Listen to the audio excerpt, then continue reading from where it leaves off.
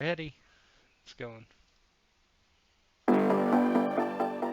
All right. Welcome back, everybody. We got Chapter 11. Rogue, I heard you talk. Zypher, are you around? I just want to make sure he's not AFK. I am here. I'm here. Awesome. I just didn't hear your dulcet tones thus far. Thanks for joining us, Zypher. Before coming down, my wife was making fun of me. She goes, "Who are you playing tonight?" I'm like, "Ghost and Rogue and Tet and Zypher." She says, "Tell Zypher what's up." She's like, "What's the real names? What's the real names?" It is my real name. I said, "Ghost, man. He's did some time. He's from prison." Yeah. Send my prison He's got a tats. face tat.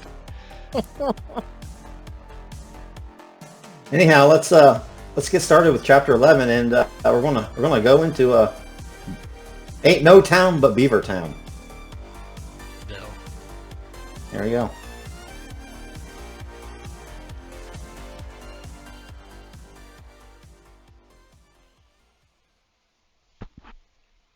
Hopefully everybody can see that. Yeah.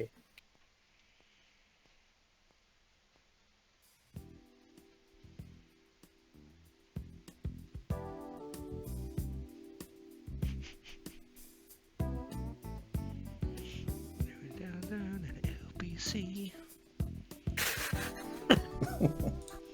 Some Barry White.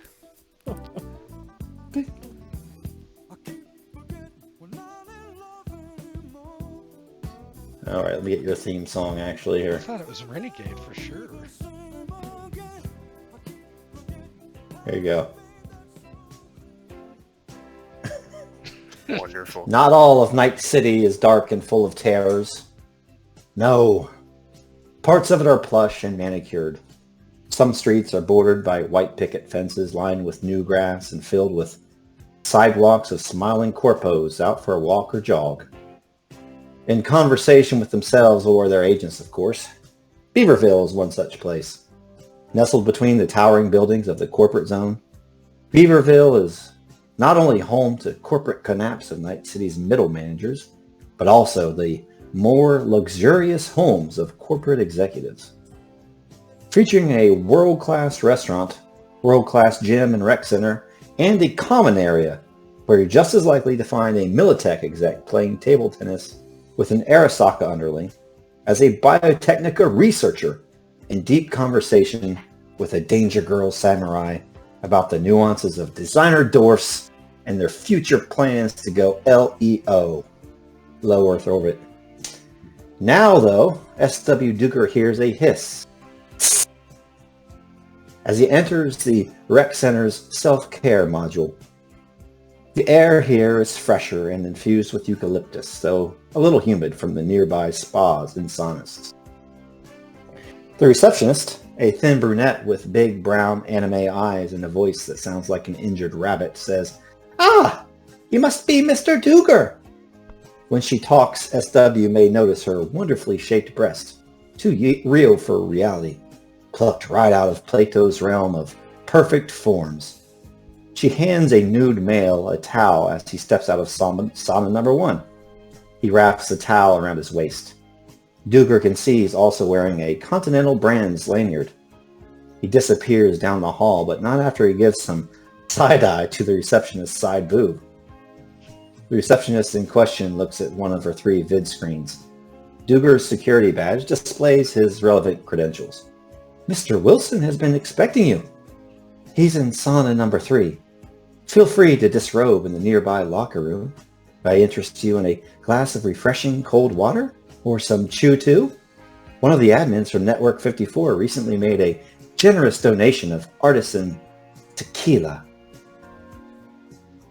Mr. Duger, I'll let you take the role play away. Mr. Go for Duger does not seem all at home in this place. He is an exec, but this is not his wheelhouse. He is more used to shady bars like the Gentleman's Delight and others than such saunas and self-care rooms such as this. He grumbles slightly. He's like, "Yeah, tequila and a lot of it." Roger that. 1 double of chew-too coming right up. How do you like it? Yeah, straight. Very well, neat. Good news or bad news you're expecting to hear today, Mr. Duger? It's always good news if you're alive and breathing, honey. I do suppose that's true. Although the corpos and execs that come in here can find any number of reasons to have a sad face. Whatever. I'm gonna go get changed, I guess, and let myself flop out so I can walk in front of my boss. Seems kind of weird, doesn't it? Well, Mr. Wilson takes pride in his body. He is a man of 75 years, but I say so myself. He has an exquisite shape. Much like yourself, Mr. Duger, of course. Yeah, okay. Whatever. He just walks by her and he'll badge in and go to the changing room. Yeah, you're in the changing room, and they're like the really plush robes lined up there on the wall. You see one of them has, it doesn't say his first name, it just says Mr. Wilson. Yeah. And it's obviously not there, and like you look underneath it and there's like a neatly folded belt and pair of trousers. There's a sports coat kind of hanging up and some high fashion shoes on the ground. And then you see a pair of underwear hanging on a hook that have some sort of high-tech cyber implant that you don't know exactly what it is. But it's clearly Wilson's. Yeah, he just rolls his eyes. Is there a spare towel or a spare robe for him, or is he... There's one. It says S.W. Duger on Yeah, it. he And just... like a really exquisite like Coca-Cola script. Yeah, he just starts grumbling. Goddamn fucking shit. I have to come down here for this. I could just call him on the phone. And he just like gets his pants down, just kind of wads it up. Even though they're the exec attire, he just wads them up and throws them on a bench. And takes off his shirt. Looks down at his pot belly and smacks it. He's like, "Yeah, I'm in great shape, all right, stupid bitch." And he reaches and grabs the robe off and throws it over his shoulders and slips his arms in and gives it just one simple tie, not like tying it real tight. He just flings open the door and heads towards the sauna. Very inconvenienced to be here.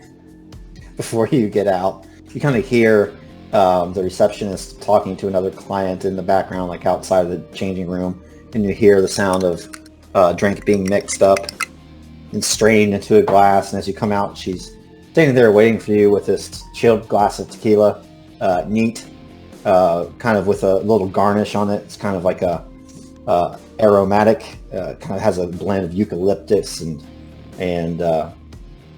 agave. Very well.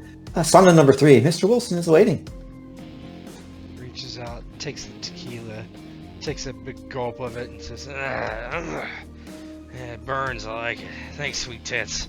I'm heading to the sauna. Number 3, you said. Oh, excuse me? What did you say, sir? I said, is it sauna number 3? Yes. I thought you misheard me. I said something demeaning and sexist. No, never, not me. Very uppity here. He'll walk fast and head towards the sauna. This isn't the Fat Cigar. This is the Beaverville Rec Center. Yeah, I know. He knocks on the door, like raps on it. Hello? It's me, SW. Oh, Duger, yes. Come in. The sweat is just starting to kick in. Let me throw a little more of this refreshing water on the stones. Your dick's not out, is it? Of course it's out. I'm not ashamed. Are you, Duger? Whatever. He just walks in. Yeah, you walk in and you hear the airlock, or not the airlock, but the door kind of like hiss close behind you. And you walk in and, you see definitely Mr. Wilson's in there. He doesn't have this suit on, of course. He has Nothing on. he has nothing on at all, and he's in a flop sweat. He's in a flop sweat there, and he has a big tall pitcher of water on his right side. All the ice has melted, of course, and he pours a big tall glass of it. He's about ready to hand it to you. He's like, "Oh, excuse me, SW. It appears that you already have something a little more potent, a little more strong." Yeah. See, did you meet Brittany out there? Yeah, she's got nice tits. Yes, a sight for sore eyes. Just don't mention them in front of her. You didn't do that, did you? She's a bit on the protected side, if you know what I mean. Oh, Her no. father is... Definitely Yes, her not. father's an executive for I national definitely did brand. not call her sweet tits. Now you can call her whatever the fuck you want, Duger. Everybody knows that Militech runs this place. I don't care what Arasaka says. They let that Pan Am war go on 2 more years, and General Sammy Lee would have turned that entire peninsula into glass. But that's neither here nor there. Have a seat, Duger. Is it cold outside? He looks up and down Mr. Wilson. He's like, yeah. And he just tosses his robe off and climbs up there. He's got an extremely hairy bush and takes a big drink of the tequila. He's like, what do you want? Why didn't you just call me? Why are you making me come down here so you can look at my dick? No. If I wanted to look at the male member, there are many other ways I could do so. As you know, SW, I am a man of means. But first of all, tell me what you've been up to for the past 2 weeks. And that's your intro to do 2 hustle rolls. Okay. And I'm going to move the calendar 1 week into the future. 1, Let's see. 2, Don't we 3, have a 4, 5, 6, 7. Just roll a d6. Oh, okay. Oops. Let me look at the hustle. I can find it real quick. Exact hustle. 3 What'd you roll? 1. 2? Yeah. Nothing much happened. Corporate was unimpressed. Lost a bonus. What's your roll rank? Are you 5 yet or no? No, I'm not. So nothing on that one. Okay. Let me do another one then. Oh, there you go. That one's not. Took out a legitimate target that was threatening a job and took their funding. 200. Yeah. 200 for that. Mostly I was working on that thing, those maelstroms that we're trying to buy from the other gangs down in the CZ. Got rid of one of them. Chrome Face Fucker was his name. No. I see. Night Sydney has certainly been a beehive of activity of Leaf, and not just from the exec side. Gangers running everywhere, net runners punching a hole in the grid. I am glad to say that you survived all that nastiness at the Chrome Dome, Duger. Are you okay? Don't need therapy like that chick you run around with. What's her name? Switch? Yeah, that's what she goes by. Her name's Sydney, but yeah, Switch. Yes. I took a slight wound to the shoulder. Nothing much. I'm fine. Yeah, I'm sure you are. Well, anyhow, I didn't call you in here just to look at my cock and balls either. How does the promotion sound, Duger? Not right now, but in a couple months. See, he's kind of surprised. He just blinks. He's like, a promotion? What for? What for? Oh, do you want to roll your prost as well? Yeah. How much am I? What do I get for her? I don't remember how we did that. I have it. I have it right here. I'll paste it into chat. Okay. On Discord. Just roll d6. All right. Oops. 1. Small times John's. And you haven't invested in her, so you just get 50. Okay. I'll take it.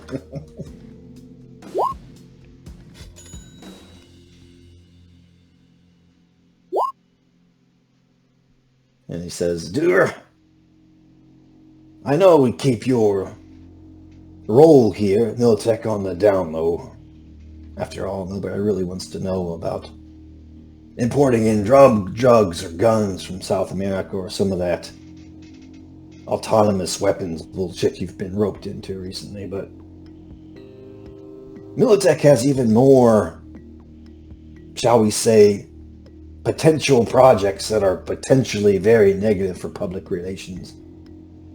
There is a department within the company called the Special Projects Department. Does that ring a bell? I don't know. Does it? Is there something I can? Once you give me, let me see. Streetwise or? I give you some backup. Nah, it's not really a streetwise thing. Education. Oh, corp zone. Local expert corp zone. Yeah. You have to roll. You would have to. Oh, bureaucracy. Bureaucracy. What'd you say? Bureaucracy. Yeah, bureaucracy. It's under education.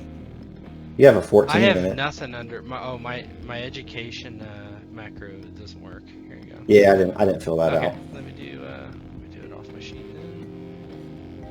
Education Bureau, yeah. That's pretty good. Yeah, you know about the SPD.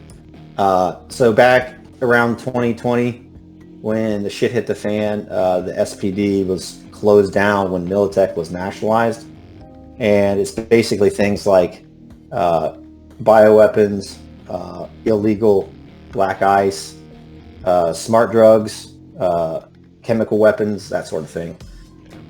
Things even worse than, drug and gun running that you've been into, but potentially much more profitable. It's kind of the kind of place that when you dig into the most seedy underbelly of a corporation, that Biotechnica, Arasaka, all the big boys are involved in this stuff, and it's kind of the underground war that's going on between these corps. Tigger says, yeah, of course I do. You want me to join it?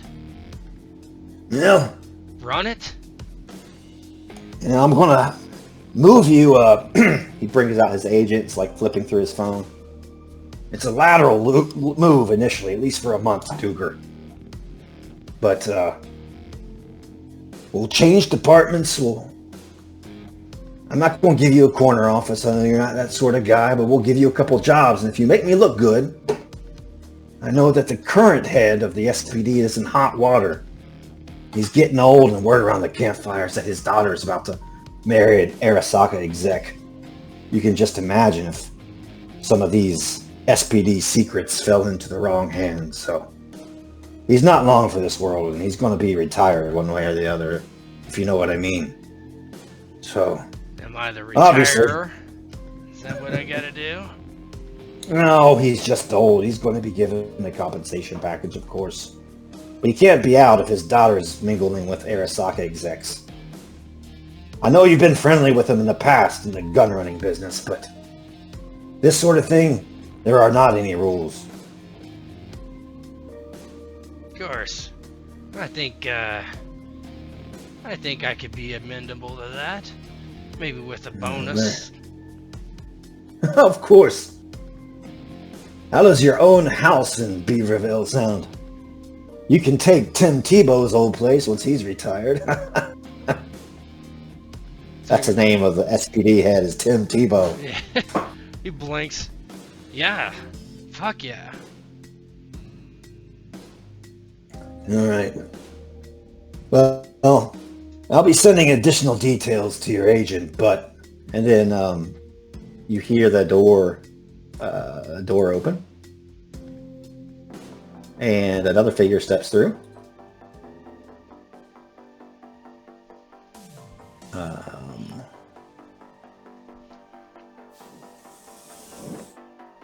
And this one is female, wearing a robe, and she walks in. She's nearly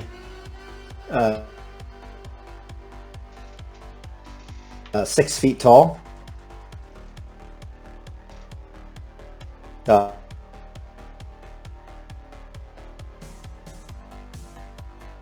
Obviously, bureaucracy roll there, Duger. What's that? I'm sorry. Another bureaucracy roll. Okay. Even better. Yep. This is Sammy Lee, otherwise known as General Samantha Lee Young. She is the West Coast Division Chief of Militech. So, essentially, she is the top dog in Night City. For Militech, their headquarters is in Washington, but she's way above Wilson, way above Tim Tebow and anybody else.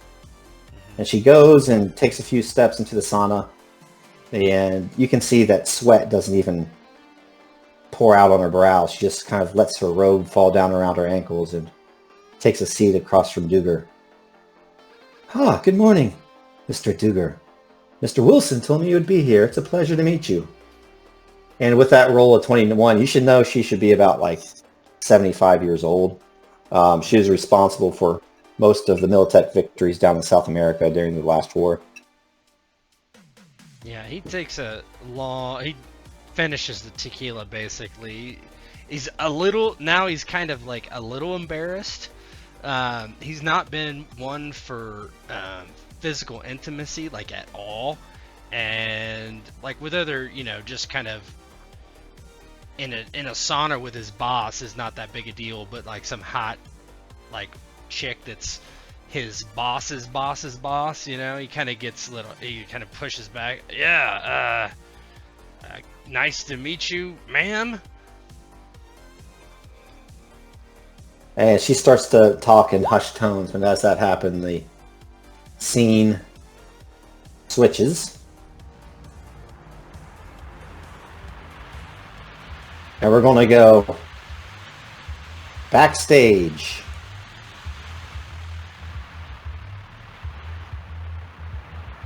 To a little concert venue called The Derby. This is about 10 o'clock in the morning, and Lolo is sitting on a couch across from a musician by the name of Boneyard Black. As Lolo is addressing Boneyard, going over the plans for tonight, Boneyard's whipping out a few licks on his axe, adjusting the tuning. Every once in a while, he brings out a Phillips head screwdrivers and messes with one of the bridge pickups. Quite a venue you've got arranged here, Lolo. I think you and me are going to be very rich. We're going to entertain a lot of people tonight, my man. I fucking hope so, Chum. It's gonna look beautiful. So do you want the pyros to go off right as you walk on the stage, or you wanna wait till the whole group is up there? Man. I saw that Ned architecture you have when I walked into this joint. I want those pyros when I come on the stage, and at the end of Getting Some, my hit single, and I want it when I leave the stage. Just don't set my ass on fire, Chum, you know what I'm saying? No problem. So I think everything will be all right. It looks like everything is all set up. Yeah, How man. How you feeling? Is the I'm head good. okay? You need anything else? And he like flicks his nose, you know. Nah, man. That ain't my speed. If you got some of that Colombian grass, I might take a little puff, if you know what I'm saying, Lolo. You know it. And he goes over and starts to roll up something on the table. Man, that is one fat joint. He kind of puts his axe down and leads it against one of the couches, and he kind of walks out and pulls back a curtain and kind of is looking out the stage. And it's the venue is in South Night City. Not the best area, but not a completely run down either. And like the entire block has been turned into this big party. Lolo with all his connections, you know, he's taking out all the stops for his big premiere with this rising star. He says, yeah, man, the boys are working on the sound. You're rolling me up a fat spliff. Life is good. But tell me one thing, Lolo. I don't got to worry about nothing. No zombie-ass motherfucker is going to come in here and put a fucking bullet through my dome, are they? He stops and he thinks about it for a minute, and has like out of character. Does he have we talked about security at all? I don't know. Maybe not with him, but that's probably a pretty good idea to go over. Yeah, I know a net runner and a tech and some people that could help. Wink, wink. yeah. So he says, hey, Chum, I got some good people in mind. I just need to know how much I can throw them, you know? And they'll be here to protect your ass. We got a network, all protected, and we got eyes on you on stage. But I just need to know how much eddies I can give them. I'm going to pack this place, Lolo. Have you ever seen one of my shows? If you have, you know I put asses in seats, my man. He smiles, and he says, no doubt. I know you're going to bring plenty of people in here, but how much can I pay the security? Why don't you give me, Mr. Lolo, not haggle, but why don't you give me a persuasion check? So I'm going to see how well you help with the publicity and that sort of thing. I think I just upped this at least 1 point, so I see here. Let me use the macro.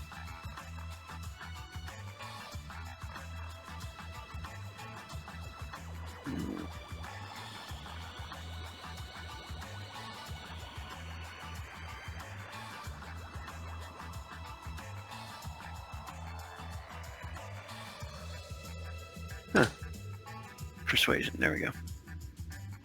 Any additional mods? Yeah, why don't you give yourself a +2 since you got Boneyard Black to work with. Alright.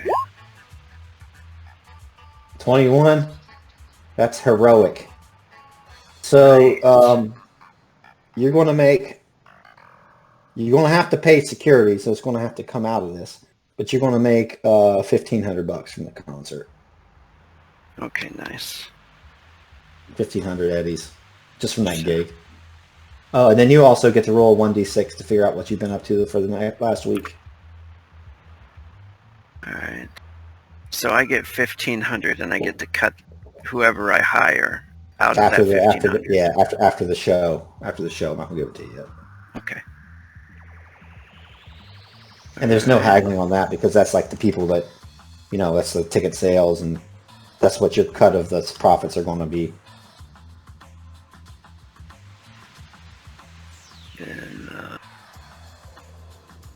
And then D6?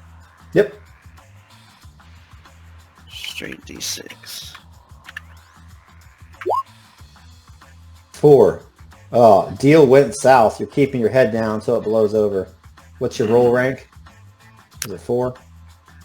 5. I think I just upped 5. that. Okay, so you get 100 eddies still. Okay. So what happened with that sitch? He's been trying to break into dealing with more gear and more weapons. Oh, he still has those fucking those bad BDs too that he's still trying to get rid of, I think. Yeah. Yeah, let's make it that. The never-ending curse of the BDs that he's been stuck with. Maybe he tried to sell those off again on Like, to somebody. To somebody, and now he's got people wanting to hurt him for it. Nice. That's when your agent rings, though, my man. Ah, excuse me. Let me take this. He picks it up. Hey, Lolo! How goes, Tomb? Raj Oppenheimer here, a.k.a. King Hammer. How you doing, Choom? Ah, I'm doing great. I'm sitting here at my desk, looking at my vid screen, checking out this motherfucking bloody cartage that you sent me. You really taught those tombs in Guangbo Tower not to fuck with Raj. Open, motherfucker! Yeah! You kind of see him on the other end. Go, Yeah! does a big train track of cocaine. He Lolo starts to laugh as he's like walking away from Boneyard Black to kind of get some privacy, and he says, "Well, I'm happy that you're happy about the footage. Everything is okay then?" It's real good, it's real good. Now I'm gonna keep my copy here for personal pleasure, but what do you tend to do with the footage? I'll do with it as you please. You want me to get rid of it? Yeah, not necessarily, but it probably would do me some favors if it leaked out into the hood, you know. People need to know what happens when they mess with King Hammer. And it ain't none too good, son. It ain't none too good. He says, well, then I can make that happen. And I can do that for free. I'll throw it in. The fee that you had promised was plenty enough. Ah, yes, that. I'm going to send it over to your agent right now. I appreciate that, Choom. So you had how many people on that job? You had yourself, Switch, Cuervo, Rex, and Blaze, right? Yeah. That's 5. You told the team that's going to be 1,200 apiece, but he said he would give you 1,500 apiece, so you can skim off the difference. So he's going to give you 7,500, and you can pay them out of that what you promised them, which would be 1,200 apiece. So that's going into your Cash App right now, 7,500. And in character, you'll look down at your agent, and you'll just see like a cha-ching in like your 7,500 eddies richer. And what's your reputation rank right now? Yeah. It is, what's your rep? I don't even know where it is on the sheet. Humanity, skills, roles. I'm sure there has to be a part. I can't. Oh, here you go. Reputation is at the very end. So it's just going to increase by 1 point. Okay. I'm going to say took care of Cromer's responsible for Chrome Dome Massacre. And I don't know what the level is because I need to read the book a little bit more, but your rep goes up. So now you're like more well-known because of that. And so how do you respond? Hell yeah. He smiles like super big, and he's trying to like maintain his cool, even though he's like wants to do a front flip in the room.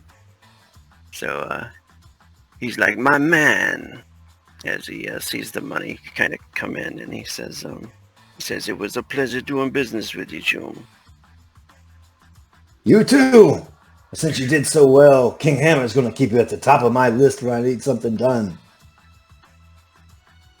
Excellent. All right, then. I'm sure you'll see that footage leak out pretty soon. Oh, yeah, get it into the hands of some media that can do damage. That motherfucker that took down Le Paris might be a good option.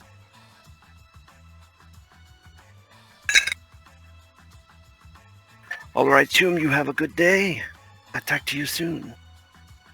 You too. Good luck with your show tonight.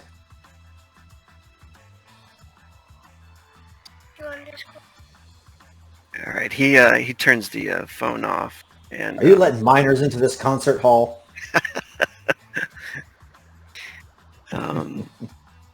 And he does realize, though, that as he clicks the phone off, that I don't know how many people he's told about that, but of course, he knows that now he knows that Lolo's about to, put a show on tonight for Boneyard Black. Maybe it's not nothing to worry about or anything. So he doesn't think on it too long. Just for a moment, he thinks about it, in Boneyard Black security. So he immediately starts to, I guess, text the boys, everybody pretty much, to see who's available for a job tonight, a security job for Boneyard Black. He sends the kind of text out to, everybody. It'd probably be Switch, and it'd probably be SW and Blazik and Rex, and all of his boys. But whoever's here tonight, would respond. And as you do that, the scene fades and we move to the south and east across Night City to the border between South Night City and the old combat zone where, of course, your server farm is located. And at this server farm, we know who's hard at work. A net runner with nothing to lose and everything to gain, who's only after the truth. Truth with a capital T. Investigating Alpha 20, figure out where she came from, what she wants, how to get access to the old net, where the secrets lay hidden.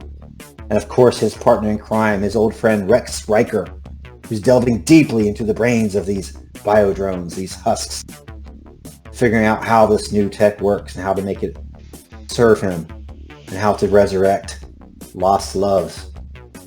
And we'll go across Night City to the server farm. And I'll let Marcus and Rex roleplay. And at some point during that roleplay, we need to do hustles for you two guys. So go ahead. Yeah, Rex is sitting there, chair at table, with these husks, husk heads, bodies, just having opened them up, looked them all over, trying to get these little matrices out that he found in the first one, if there are any. And overall, just trying to understand how many different layers of tech go into this, if it's possible for him to recreate it or reuse this. Consuming copious amounts of coffee, way too much coffee. Probably barely slept over the last week, I think it's been. And he's keeping records, logs, things like that in his head on little data pads.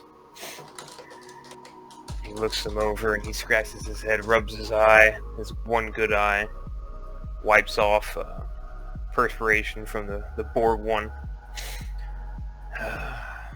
He takes a break, leans back in the chair for a little bit.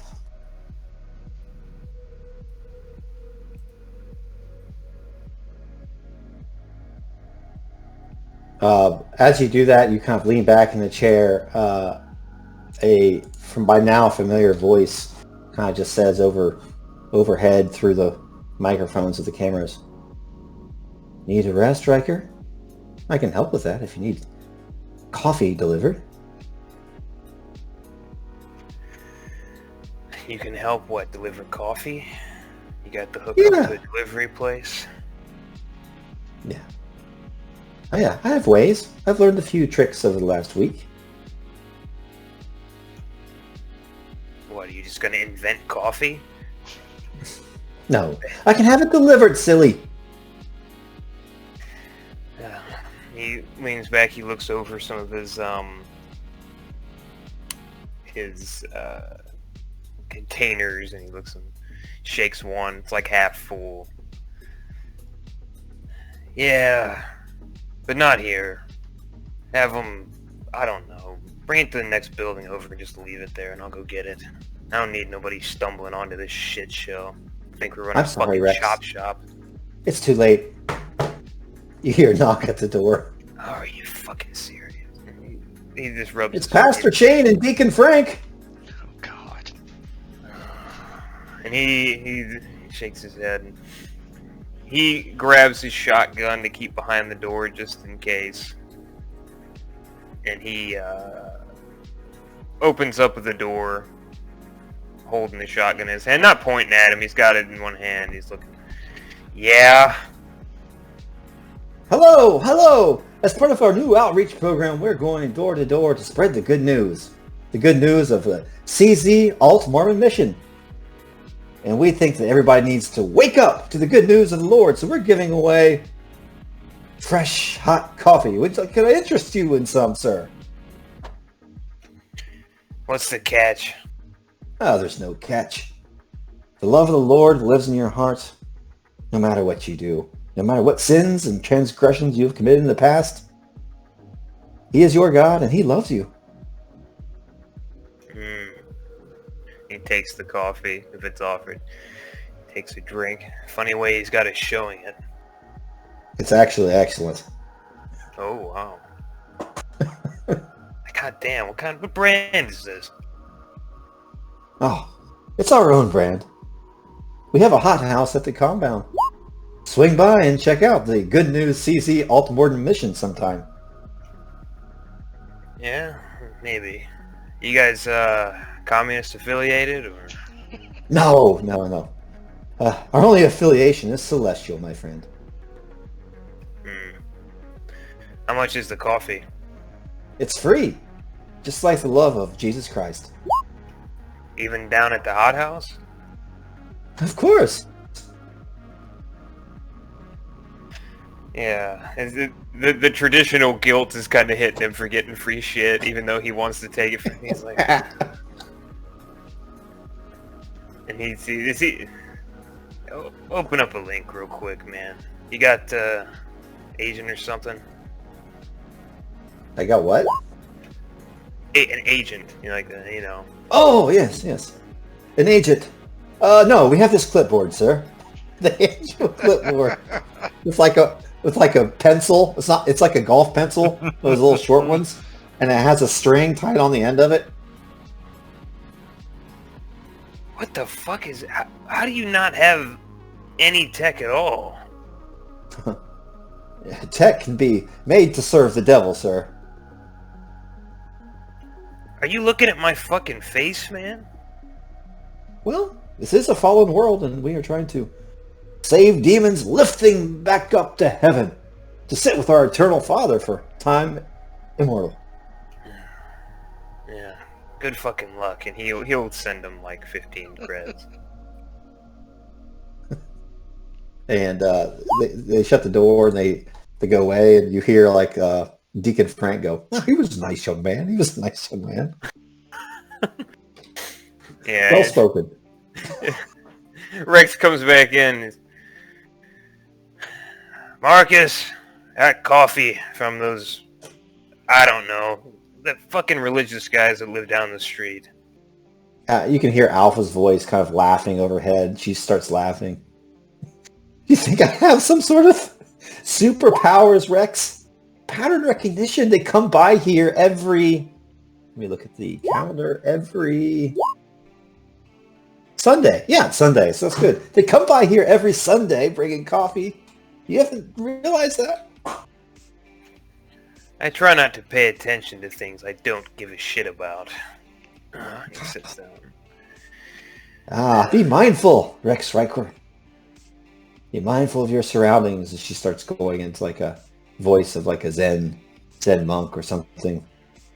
You'll find that the world around you is filled with surprises if you would only but pay attention. Like wonderful coffee crafted at the CZ Alta Mormon mission. If only I didn't have to hear about all that God shit and he takes a drink of the coffee. Coffee might taste even better. And Marcus, you're up.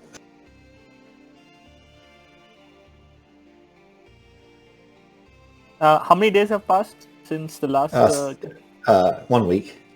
1 week, right? Yeah. Yeah, and if you want to work into your RP, like at some point on your agent, like 1,200 credits just show up. Yeah. So, after the big takedown at Old Chinatown, Marcus and Rex came back to the server farm. Rex was really busy with the additional husks he found. Marcus had taken a whole bunch of all the net architecture and computers and tablets and everything that he could find there. And, he started poring over them and trying to decrypt as much of that. He started decrypting all the files he had grabbed. I'm not sure if you want to send me a message about that now or later. And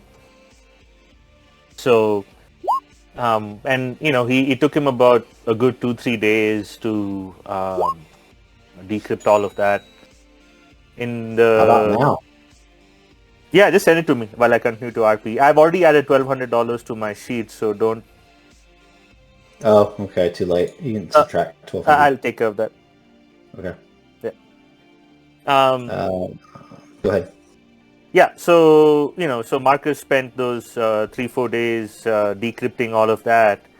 And in the meantime, whenever he needed a break, he would jump into NetSpace and spend time with Alpha and learn everything that she would tell him about the Black Wall, about the old net, about how the old wars created these rabid AIs, what the rabid AIs are all about, how do they take what is their code architecture. So Marcus is just learning and absorbing everything she says like a sponge. But somewhere on the 5th day, something she said triggers Marcus again. After the first meeting with her in the last session, it kind of sends him on a spiral of this, conspiracy theory and truth seeking. But all that had abated over the past few days when he was busy, cracking the code of all those computers. But then something she said again sends him down a spiral. The last couple of nights he's been sleeping fitfully. His dreams are tortured. It's something that's hidden in his memories seems to be trying to make its way back, and a part of him is fighting it, almost like he's been programmed, and a part of him is trying to dig it out and find what's hidden. He can't quite remember. All he remembers is gunfire, battle, gliders flying in the air, other netrunners hung and strung from them, jacked into the net space, hacking something large and vast, multiple dry ices, lots of brains being on fire, he himself being on fire, his glider crashing, then a dark room, lights, lot of questions. And every time the questions start, he kind of wakes out of his nightmare. And it's been going on now for the past 2-3 days, and he can't quite like get past it. He can't quite get past that part of his nightmare. As soon as the question starts, he snaps out of it.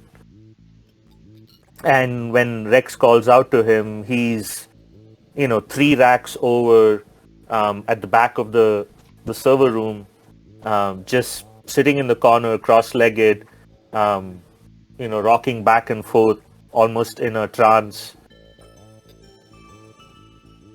Yeah, who was at the door? It's those fucking Mormon guys. The ones who come here apparently every Sunday, bring coffee and whatever else they're trying to... peddling nonsense. Shit, you know. Did they see into the server room? Did they see anything? Fuck no, Choom. You think I would let them see this chop shop we've got in here? I don't know. It's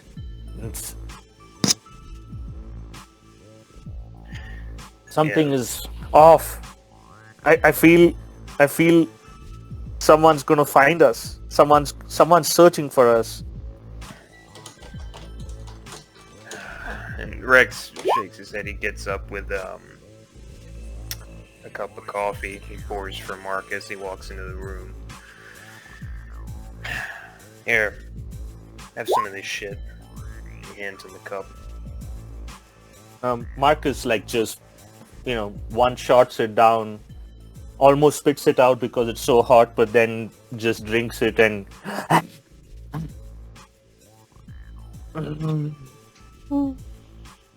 they're gonna find me again.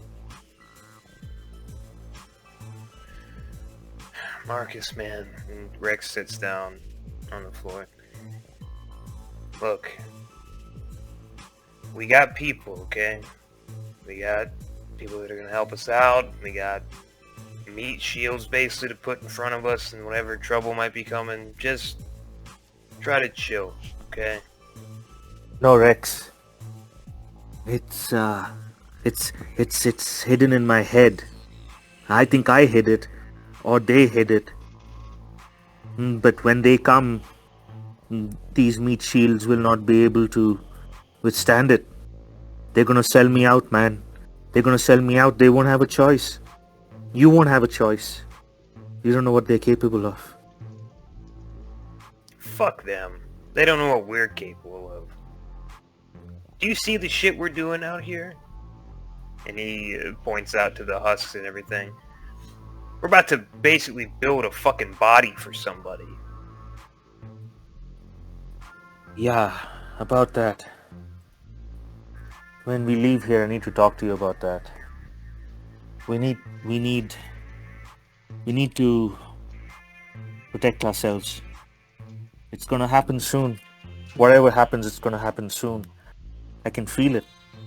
It's the program is cracking. The walls are breaking. They don't want us to find the truth. And now his hands are shaking.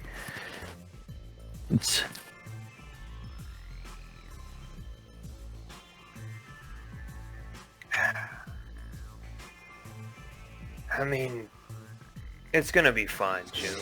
Or we're gonna be dead. And it's not gonna matter. One way or the other. Yeah, but if we die, the truth dies. And if the truth dies, this whole cycle of pain continues. This city continues to rot. And people just, it's like a meat grinder. Every day it just keeps turning. Just more meat. More ground meat. And there's someone turning the handle. Alpha knows who it is, but she's not telling us. She's stringing us along, but no, that's not what worries me. It's the one behind the person turning the handle. It's those who will want to control the thing that turns the handle. They've done it before. People have forgotten. They don't remember. The news cycle runs too quickly nowadays. Well, then just don't fucking die, Chum, so you can figure out who it is. Simple as that. Keep picking the path that lets you keep living. As long as you and I are alive, truth don't die. I still got shit to do before I check out. I got a lot more shit to do, as you can see. So, just keep it together, man. It's always going to get harder when we get closer to whatever the truth is. Especially if we're going to bring it down on their fucking heads. They're not just going to let us do it, you know. Yeah, that's true. You need to arm up, my friend. Whatever's coming, you will need everything we can throw at them. Everything.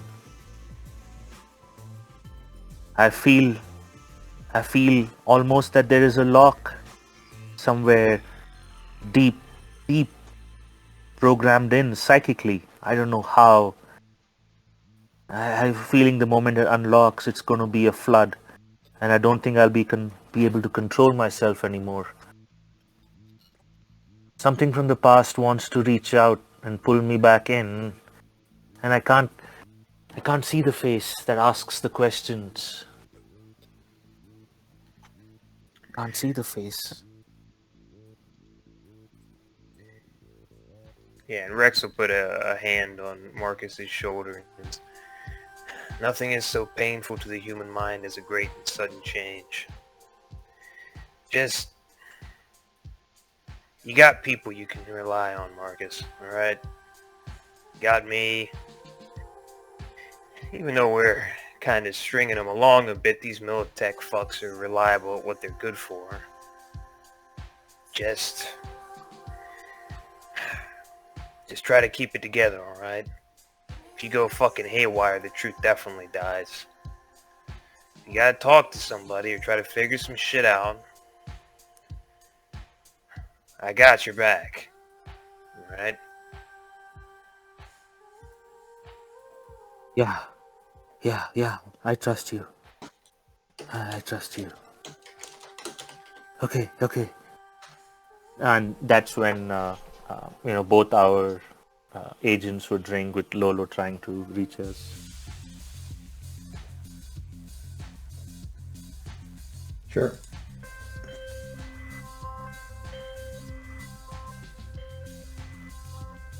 Marcus looks around and then he answers his agent.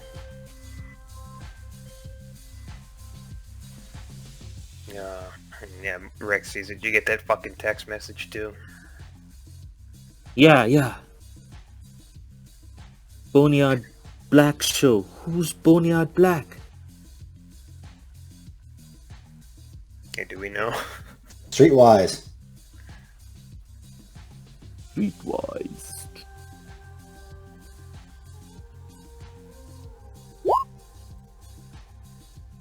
$13 and $14. I'm guessing you're probably going to know.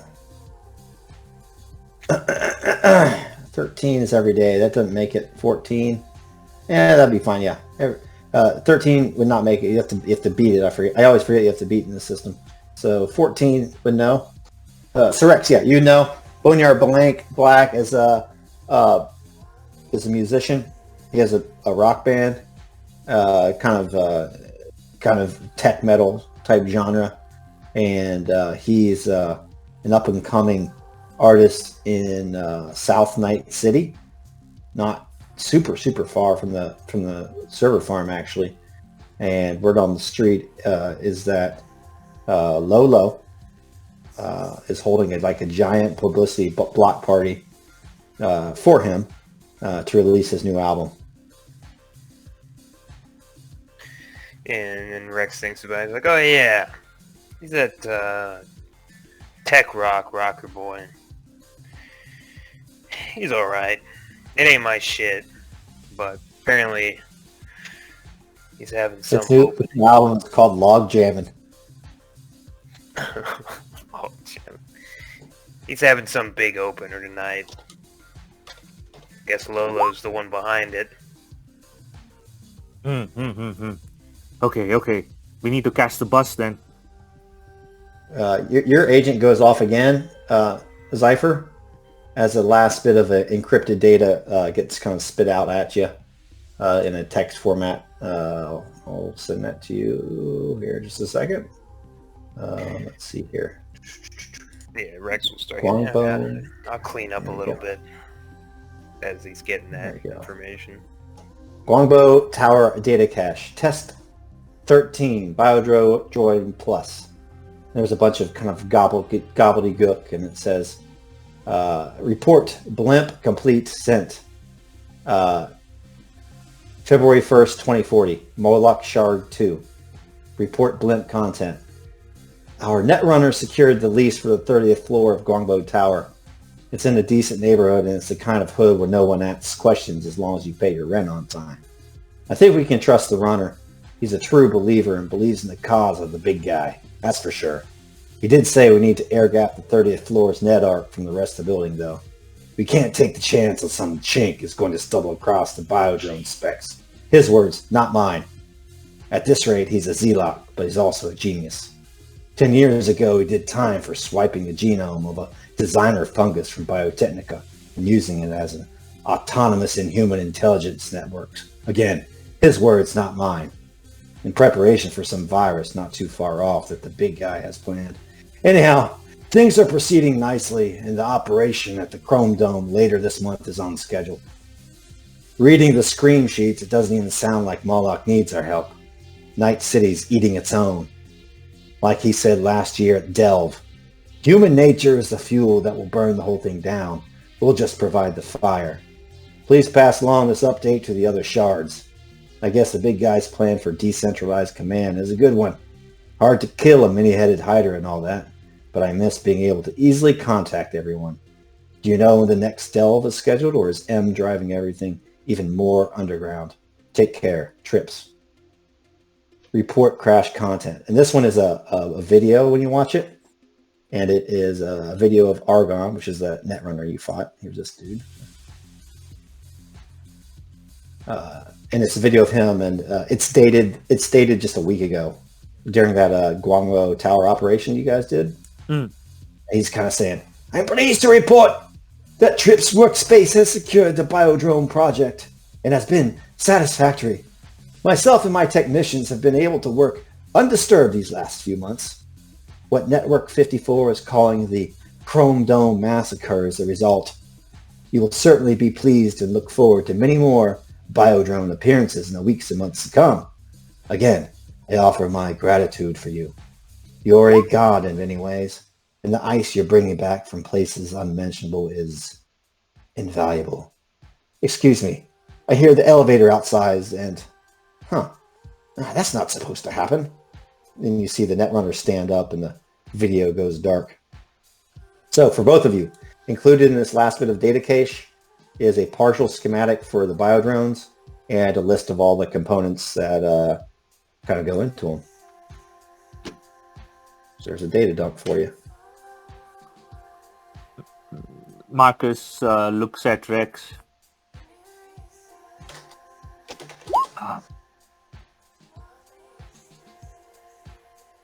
We need more time to analyze this. Let's go and see what Lolo wants for now. And Marcus, before going, he uploads the data cache and sends it to Alpha 20 through the net space. Alpha, can you analyze this while we're out? Maybe this would make more sense to you. Man, there's a brief pause, and you hear Alpha's voice, and she is amazed. This is from Guangbo Tower? This is what they were working on? Yes, and there seems to be more cells involved, or more cells popping up. I don't know, in the time we attacked them, and now how many more cells have divided and metastasized. Okay. You got it, Choom. I'm gonna get my circuits on the job. It's not like I'm going to go anywhere, Blazik. Well, not anytime soon. But once you understand the schematics, you can help Rex make that body for yourself. What? And Are you serious? And Yes. that's what I planned on fucking working on. He's like pointing over all the corpses. Take your pick. I'm grateful. She just is kind of speechless. I'll get right to work. Enjoy your concert, boys. And Alpha, Yes? looks like whoever this guy is bringing ice over from places unmentionable. You and I need to talk once we get back. Maybe we need to get our own ice. Roger that, Marcus. Oh, and by the way, Yeah. careful with that axe, Eugene. And the scene kind of shifts back on over.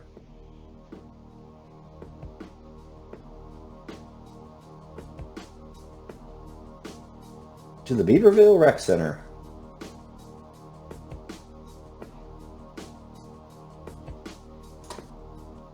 So,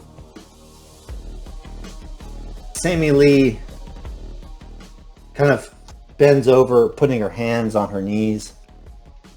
Duger might swallow hard looking at her. It's hard to make eye contact because of that 75-year-old body that looks about 25, but there you are, staring straight into the boss of bosses. She says, "I'm sorry I was late. Mr. Wilson, Mr. Duger? What did I miss?" Wilson goes, "SPD, I told him about the offer." "Ah, yes. So, what are your thoughts, Duger? We need top men there at the SPD. Did Mr. Wilson mention the house in Beaverville that will be your reward?" Yeah, he mentioned it. A little surprised out of the blue, and gotta say, no offense, but it seems weird that you would be here. Not sure how I would catch your attention exactly. And this would be that I'm not important. sure how you would catch that one, too. We have eyes and ears that you don't even know about, Duger. I know that you think that you're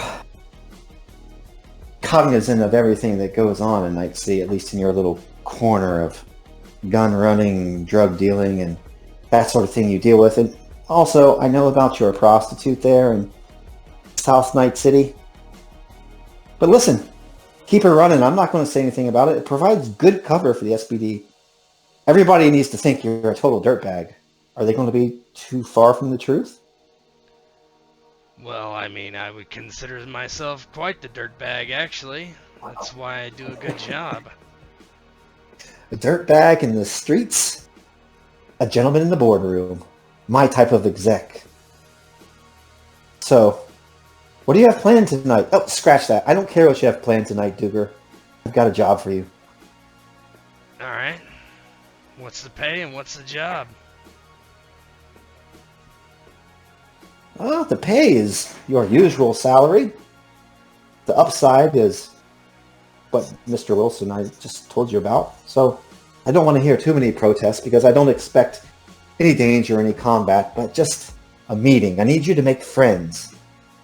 I need you to make friends with a new ganger that's unfortunately migrated from the East Coast. Blood Nation, have you heard of them? And you don't need to roll with this one. Wilson and Young probably don't even know about that whole situation out in the desert where you guys killed the Arasaka Netrunner and stuff. And killed like the guy from the Blood Nation, like the mob boss. Yep. She asked if you do know about him. Think I might have heard of him. Give me a... you want to kind of keep it under wraps, I'm guessing. So give me a... Remind me about besides the Arasaka guys, the other person we killed, who was that? Who are you talking about? Raul Esteban. Basically, it was kind of a coincidence. You were going there to make a deal, and then these nomads show up and kind of ruin everything, and you just end up killing everybody. Yeah, okay. And taking, I didn't realize what taking that name the was. intel. Yeah. Yep. Yeah, so give me a, yeah. That's persuasion, I guess would be fine. I'm gonna use 4 luck. That's good enough. Yeah. I expect you have heard a few things, but I can give you more of the details. Like I said, unfortunately, the Blood Nation are a ruthless set of gangers, but unfortunately are also showing up from the East Coast, Florida in particular. Believe it or not, they used to live in Disneyland over the next 20 years until they were just recently kicked out. But they made a home just east of Night City, but unfortunately a month ago, the current boss of the gang, Raul Esteban, was murdered in what sounds like some sort of drug conflict. His brother, Pinto, is going to be showing up though. And we need somebody to test a new, shall we say, substance on a population. A population who is unaware so as to maintain the integrity of a placebo group. And when a whole set of gangers goes missing, develops tumors, develops boils, or perhaps becomes an elite fighting force, nobody's really going to think too much of it. So, to start this operation off, Duger, I need you to make friends with Pinto at a concert tonight down in South Night City. The only danger you're going to be facing is the way there. Oh, don't worry. I'll get Preston to give me a ride. Shouldn't be a problem. This substance, should I need to know more about it? Just tell Pinto that it makes you feel as good as synth coke, and it makes you fight like an elite ninja warrior. Sure. And he's gonna want to know what we want from him. Gift's too good, he's not gonna believe it's really a gift. Like it's not, right? Well, just tell him that we need him to do the sort of role that you used to be very, very good at, Duger, and you still are. We need a strong arm. That's not really on the books for Militech.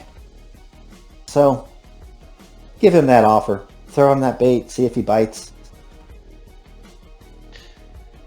It would be easier if I could tell him, hey, I got these credits. I can hire you for a job, and oh yeah, here's this. This will make you a badass, that sort of thing. But I gotta dangle some creds in front of him. Yeah, you're right. Okay, let's see here.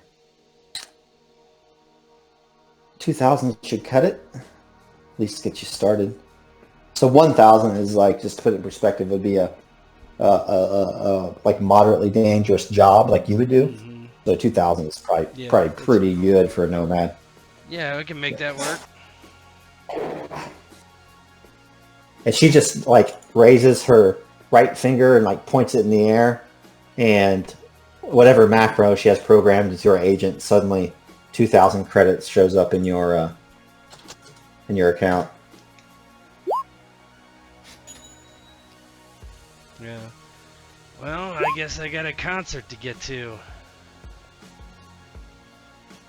I guess you do. And even before you do that, Sammy Lee kind of stands up, and you can see that her skin is absolutely flawless. You don't know if it's synth skin or if it's rejuvenated and genetically modified, but as she walks out and slips her robe back on, you certainly enjoy the view from the back. And you hear the door kind of shut. And after she leaves, Wilson just goes, "She is just a very, very talented leader." Yeah, you could have told me that I was gonna meet the big boss. Well, I didn't know, Duger. She keeps her own schedule. I don't ask questions. Yeah, well, I'm gonna get the fuck out of here, because I'm sick of looking at your wrinkly balls. He throws like another cup of water on the hot stones, You hear seat up. See you on the way out, Duger. Yeah, I whatever. know your ass isn't going to be looking good as the generals. Yeah, I hope you see my fucking hemorrhoids. He grabs his robe and he doesn't even put it back on. He just carries it out and starts wiping down with it, actually, because he's sweating like a pig. He's like, oh my god, fucking hot. He gets out, changes back into his normal clothes, and he will head out. He got the text probably from Lolo right about the same time, and he's like, oh god, what a coincidence. And as you come out, Brittany goes, did you enjoy your steam, Mr. Duger? Not really. I saw that the general was paying a visit to you. Yeah. She's quite a leader. Yes, she is. Did you call her sweet tits? No. She's not a fucking secretary like you are. He just walks out. Oh, she kind of just sits down at her desk, looking over at tequila, thinking how to maybe poison it next time you fucking come in.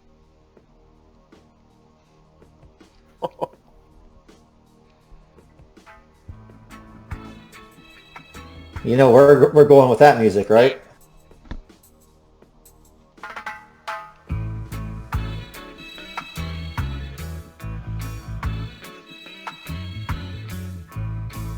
I'll put everybody's tokens over here in the backstage area.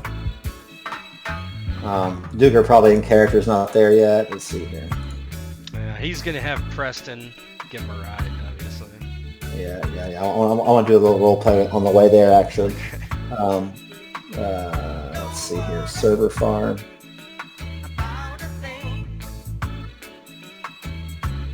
Got some tokens.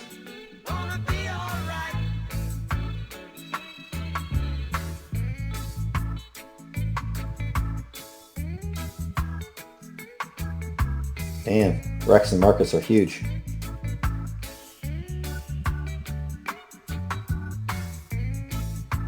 All right. And here we go.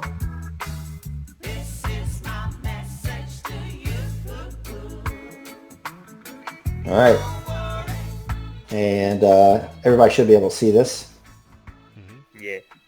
And you guys can role play what it looks like. Let's say it's like maybe early afternoon by this point. Give yourself a little time to get there. And Boneyard's out on stage. You can hear, let's see, block party. Yeah, you can hear music going on. Music stage. Let's see what that sounds like. Yeah. You can hear the music, Marcus and Rex, as you guys roll up to this block party. It's roped off. It's totally empty at this point.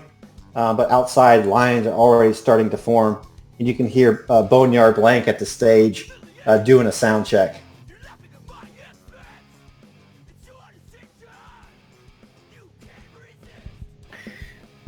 Yeah, Rex. So we're walking up front right now. Is that where we're at? Yeah, Rex looks at Marcus and he kind of hears some of the sound check going on. It's like, yeah, it's tech rock. Fucking, you know, it's okay. Yes, it seems a lot of bodies on synth coke losing their minds. No wonder Lolo decided to run this. He must be making a lot of money slinging that shit. Probably. He looks around. Everybody here is already fucking spaced. So, this Lolo guy, what's his deal? Oh, you never met Lolo, huh? No. I've only the one time. He's a fixer. I know him. He gets me the jobs, and I get him the credits. You can trust him, just don't trust him. Or more, do we gotta act like fucking idiots in front of him like we did with the Militech crew? No. But he will try to push. Just be careful. Okay. No, but he's a businessman. All he wants is to make eddies, keep living. So, but he's good. He's good. He's not affiliated with any of the corpos, so that much we can trust. Works for me. Takes a drink of coffee from his thermos. So we just go in. He send you some fucking instructions? Yeah, we just go in, mingle, we'll see him. Lolo always stands out. Always surrounded by the women. But keep your eye out, Rex. This is what the Chrome Dome was like a few weeks ago. Big, noisy, lot of people. You never know if those cells are really just trying to create chaos, death and destruction. This would be perfect. Look at them. Look at them. They're all high. They're all switched off. They're not paying attention. Just like the Chrome Dome. Just like the Chrome Dome. Ain't no fucking different than any other time you get a bunch of idiots in a space together. But yeah, I guess conditions are probably ripe for something else like that. Alright, well, let's make sure it don't happen. And if it does, we score a couple more husks maybe. Yeah. Moloch. That was the name. Moloch. Yeah, I've seen him in that space. Big. I'm not prepared for him yet. But I'll soon be. And I will need your help, brother. I don't know where he runs his business from and what kind of hardware he uses. But whatever it is, we have to crack it. He thinks he's bringing a revolution, but I think, like everything else in this sordid place, he's controlled as well. And he doesn't know it. We'll just bring the revolution on our terms. Yes. Great. Let's go talk to this fixer. Figure out what he needs us to do with this little shindig he's got. Security, I guess. That was what it was at the Chrome Dome. But that was King Hammer who called me in. I never figured out how King Hammer found out about me. Yeah, he reached me through a windscreen on my bus. How did he know I was on the bus? And then, Marcus just goes back into his own head and starts like mumbling as he, continues to walk towards the main group of people.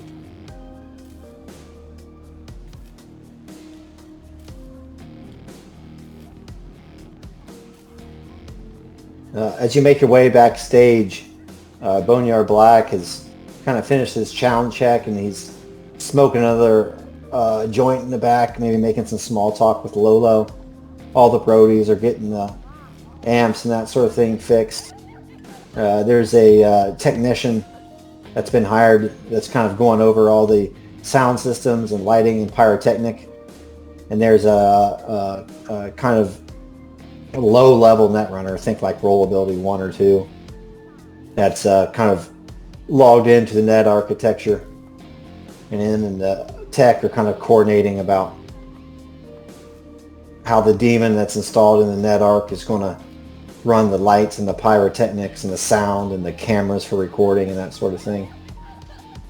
And if Lolo is in the back, he sees Rex and Marcus walk in.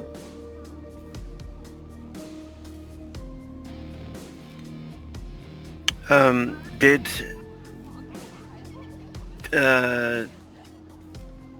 Marcus mind when I called him Blazik? Is that what he wanted to be called? Oh yeah, no, Marcus wouldn't mind at all. Okay. I remember him like maybe not wanting his first name or something like that being used or something like that. Yeah, he jumps up and he's like from the couch and he's like, Blazik!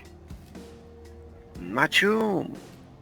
And he comes over and throws his arms out wide. Marcus gives a hug back. Lolo, long time. And he says, he nods to him and he's a big smile on his face, big white teeth. He says, and Rex? And he like puts his hands up to kind of outline Rex, his whole form, you know. He doesn't give him a hug and everything, but he like offers his hand to shake. Good to see you again, Shum. Yeah, you too. Shakes his hand. So, what's the deal with this shit? You need some security? Yeah, just a quick job, you know, just for tonight. Of course, I could have called other people, but I wanted some people I could trust, you know, to watch over Boneyard Black. And I know you can watch over the net much better than anybody. And as he looks over to Blazik and nods. And he says, Yeah. I'll be in there, keeping an eye on things. And he says, and since our job last time, Rex, I know you can handle yourself pretty damn good. Yeah, I get by. He looks around. So you got any kind of security system here, or you want me to fix the sound before these jokers fuck it up? And he gestures over at the sound that's getting tweaked right now. He says, yes, please come over, check this out. And he says, and the star of the show tonight, Boneyard Black. These are the guys I was telling you about. These are the guys gonna be watching over. Boneyard kind of turns around and puts his spliff between his lips, and he has his guitar in his left hand and holds out his right to shake Marcus and Rex's hand. Good to meet you, Tunes. You here to party? Got some tunes that are going to be filling the airwaves, opening minds. Yes, opening minds. That's what we are here as well. Yeah, man. Looks like Lolo picked up the right type of help. So, these fucking speakers gonna make my fucking ears bleed or what? Oh, it's gonna make everyone's ears bleed. And they wouldn't know what hit them. Right, Rex? Yeah. Rex will actually go over and look at the sound and everything, because he's fucked around with stuff like this before. It's in their system. See if it's being tweaked in a way that he thinks is good or not. Give me a so if you get the sound preem loud, fucking clear, figure it all out. I'm gonna say that like the music's gonna fill more than one block, and more people will even come, and so the ticket sales will increase by 20%. DV for that is going to be difficult, which is going to be 15. What tech is this? Electronics? Basic tech? Just basic tech. Basic tech. Okay.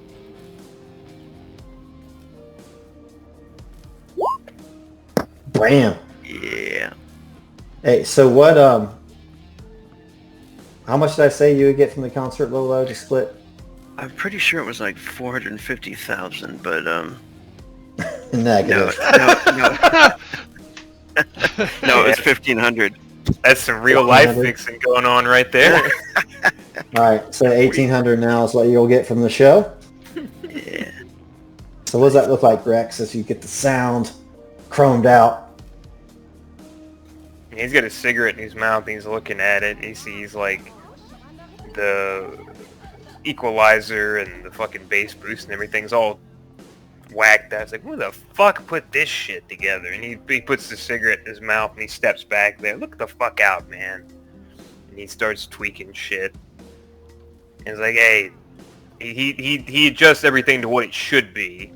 You know, not this amateur hour shit that's going on. And he comes back and he's like, if you guys got a couple seconds, go give that sound a check again. Should sound better. So he rolls out there and starts gearing up. Starts gearing up all his stuff and straps on his axe and belts out a couple cords. Let's see here. Belts out a couple cords. I don't really have anything great there. So like he plays, yeah, first few lines of Master of Puppets. So you just hear bum bum bum bum bum bum bum bum bum bum bum bum bum bum bum bum bum bum bum, and he comes back in. This fucking shit is lit. Bello will be clapping, and he says, "My chum, Rex Riker." And he comes over to them like quietly, you know, and he says, "I appreciate you coming out tonight. We could have all been doing something else, I am sure. And I hope I am not disturbing you, taking you away from something more important, you know?" Nah. I was just elbows deep in somebody's guts, and he takes a drink of his coffee. But it's whatever, man. So, you got a security system or something? Yes, let me show you around. And as he starts to lead them, like to go show them pretty much the ins and outs, exits, security videos, you know, or security room, where Marcus can set up, you know, where they can all set up basically. He looks back and he says, "Did SW ever respond? Or Switch? Cuervo never texted me back either."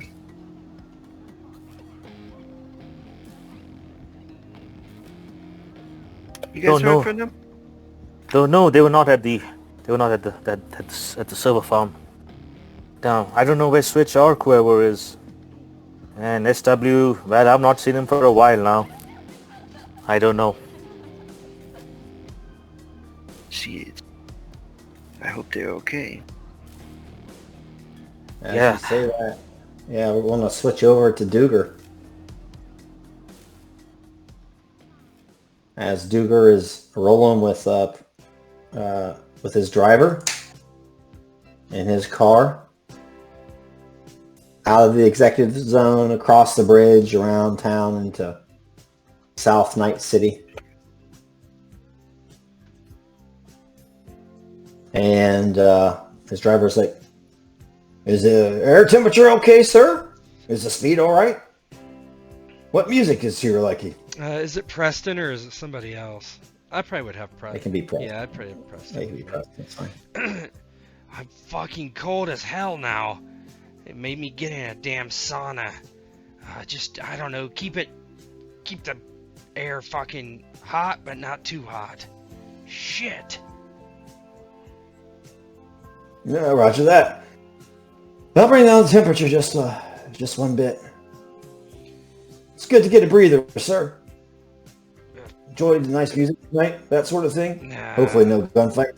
Hopefully no gunfight. Just making a deal. I have to say, Preston, our luck's looking up. What's that, sir? I think I might be getting promoted. Yes, sir. A raise, sir. That's wonderful news, sir. A raise for me is a raise for you, buddy. That's why I said it's wonderful news, sir. That's right, that's right. You done good work for me. Let's keep it up and you'll go far. Roger that, sir. And at that point, your agent kind of rings a little bit, and you look down, and nobody's there, but it's just a text. And I'll show you a handout here.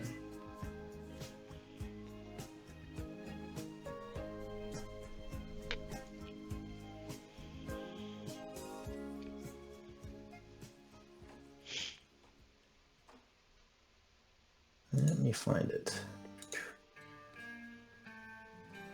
Check yes or no. So on your screen, Duger, it looks like a normal text. When you open it, it's like a picture that's animated. Yeah. Like it's obviously been hacked or something's up. And it's like a old love note, like it looks like soaked in blood. It's kind of folded up like you would see in high school or grade school. And this thing reads, and you look at it, it says, "Greetings and salutations, Exalted One. Human lives are but brief things, like a cheap cigarette. You burn for a while, then you're put out and discarded. Trash to be forgotten about, but it doesn't need to be that way. My name is Stephen Trips, at least that's my new name, and I have a business offer for you. It's an offer you should think long and hard about, because there is only one answer, and unlike those middle-aged gonks with soft bellies and soft minds, this biz won't leave you high and dry. Sure, Sammy Lee might promote towards the top, but Militech will never let you get all the way to the top. Do you think they value you any more than Tim Tebow? Nope. You'll get a bullet in the head one day, and whether you're living in Beaverville or some shitty box hotel outside the CZ, you'll still be dead. So don't have an official boss. Don't answer to anyone except the Eddies. Just take orders, complete jobs, and end up rich while Night City burns. Yeah, people will get hurt, but they deserve it. All of humanity deserves it. They're small, weak, and lustful. They are, in a word, retards. So let's enslave them, okay? I mean, it's a prison without walls, but they're already mostly slaves. Let's just accelerate the end game, and we can make all of your dreams come true. What do you say? And there's like a little GIF of like a little love note. It says, check box yes or no, and it wants you to click on one of them. Or you cannot reply. Yeah, he's just like, what the fuck is this? He's very confused. What's that, sir? Preston kind of like says, what's that, sir? Nothing. Just somebody spamming me some shit. No, that shouldn't happen on your corporate account, sir. Yeah. He's not gonna. Can I make an alteration? Put like maybe or something on there? No. Yeah, no, he doesn't respond then. You can't. Like you don't have to tech to do it, Yeah. but like probably your people could. Yeah, he turns it off. You look concerned, sir. He actually saves that message though, if possible. Yeah. For later, but he doesn't. It's not Snapchat or anything. Yeah. He's like, I'm fine. Shut up and drive, would you? Oh yes, of course. Oh, as a matter of fact, we're here. And he kind of pulls up outside the venue. Good. You see a big sign that says The Derby, and it's like a animated neon thing of a cowboy falling off of a horse. Oh great. This looks like a real shithole. Hey, listen. Once you go park inside, keep an eye on me. Not too obvious. Meeting some gangers to do a deal. This is probably stuff they've Yes, been sir. told before. Yeah. Get you inside there. And yeah, you hear the sound check is over, but you hear like music coming through his speakers.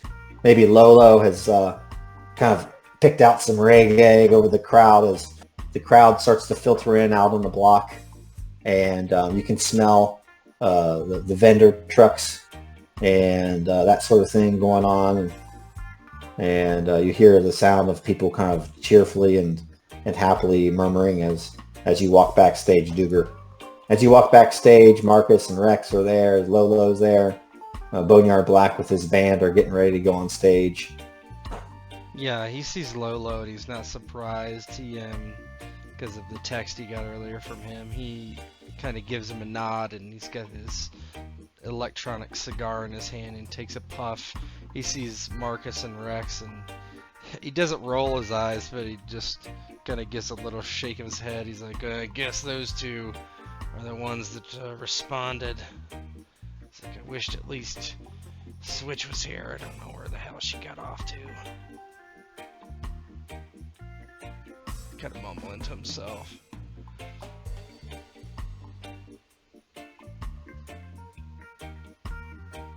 And he'll go to the bar and get a drink and walk over to Lolo. Yeah, Lolo smiles really big. Yeah. S.W. Duga. He says, and how are you this evening? I'm fine. Got your text. I'm not here to help you, though. Unfortunately, I got a meeting here. Just kind of coincidence, I guess. A different job. Oh. Militech business. What? Don't worry, it's might make us some eddies down the line. He thinks on it for a minute. A little bit of paranoia maybe seeping in as he looks around. And then he says, knowing Duger, certain things have been known to happen out of the ordinary. Yeah, don't worry, man. It's all good. It's just a little meet and greet. He says, "Oh, okay. No security issue, I'm sure." Yeah, I got Preston watching, but you know, you never know what these fucks do. Yeah, Rex and Marcus and Oh yeah, you got the two nerds here. That's great. Real comforting. And he looks over and he says, "Yeah, I texted Cuervo and Switch, but they didn't show up. That's a shame." Yeah, Cuervo's We probably could have banging used- some Tweedledee. I'm not sure where Switch is. What? Probably wrestling and practicing. She's been getting into that shit now, you know.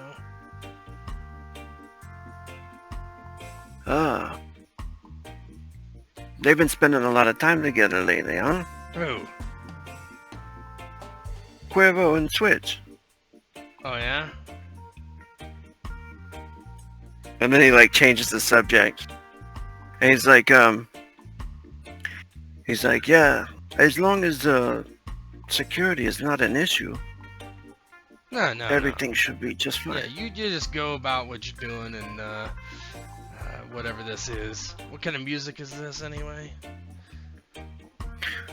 Well, this right here is reggae, which we should probably take off of here since we're at the industrial metal show for Boneyard Black. No, reggae's good.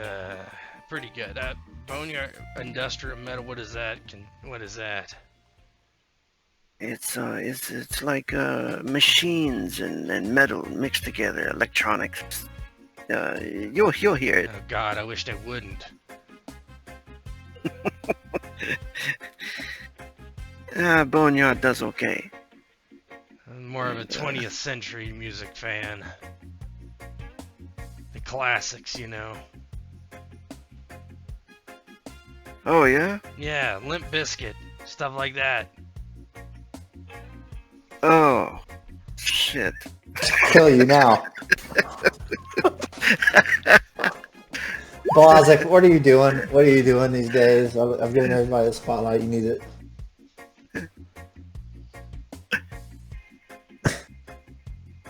Blazek, what are you up to security-wise? Yeah, so Marcus basically, as soon as what's his name? Lolo shows him where the security room is, he, jacks into NetSpace. He sees the low-level netrunner there. He just leaves him be. Without the low-level netrunner knowing it, he he reprograms all the lights in the place.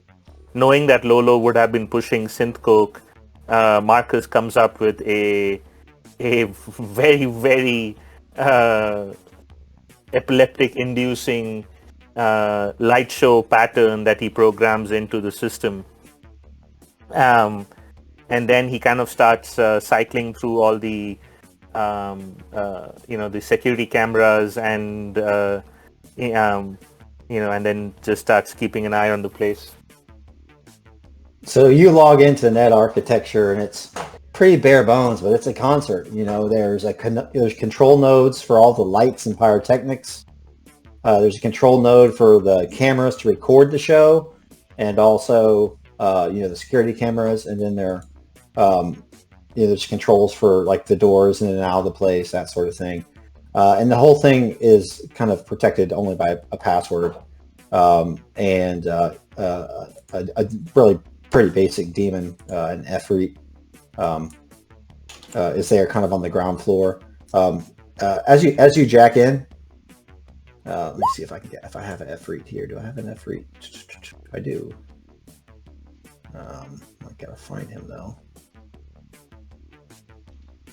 I forget about it, whatever. So you see a daemon on the top on the top floor, and because you have full access to it, you can see all the floors below you. There's a password. It's a in character, the story equivalent of a DV10 password, and then all the control nodes are DV8, except for the very last one. The doors are DV10. If you want to make modifications to it, you certainly can. I would probably have you do just an interface check, and I base a DV on what type of modifications and stuff you want to make before the show. Yeah, so the lights, I just told you, it's going to be like, just crazy, seeing what Rex did with the sound system. Marcus basically pushes the light system like to 11. Like I said, like anybody who has epilepsy is going to get a seizure in this place, but hey. Hey man, it doesn't look like they're headbanging. Exactly. So, what's the deal with luck? Luck, it regenerates every session, correct? Every session, yeah.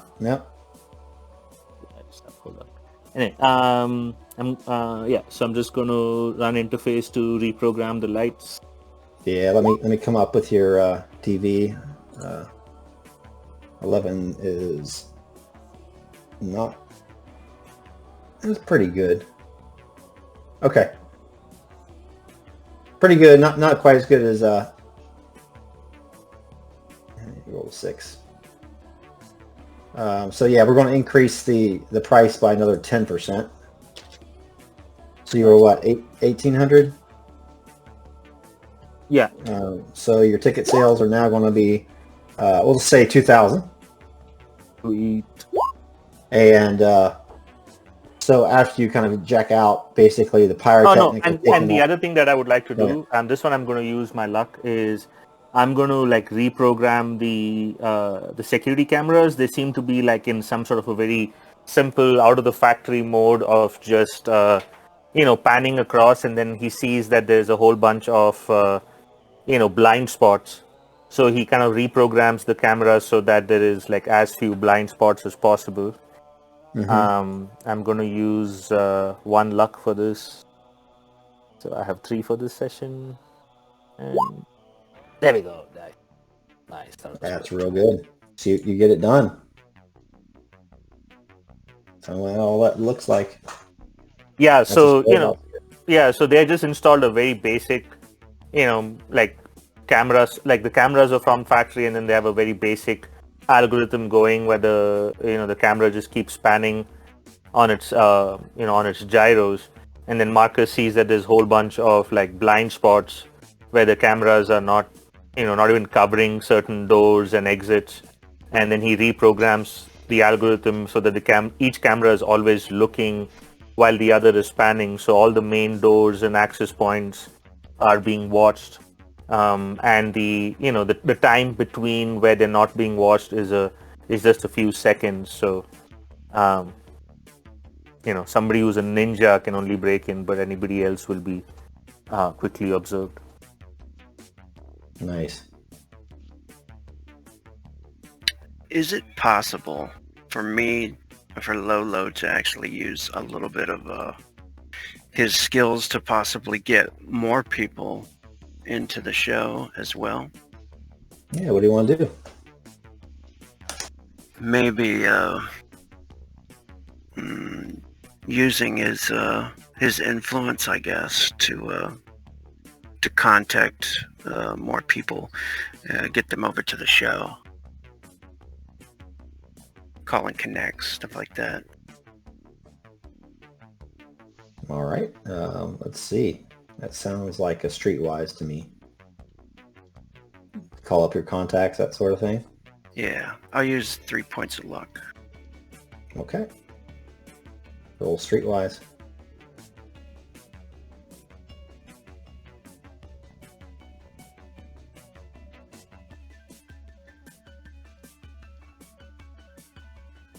And luck would just be a +3 then, to whatever your roll was. That's pretty good. It's almost heroic. So yeah, I'll increase it by another 10%. So that would be what? 2,200? Nice.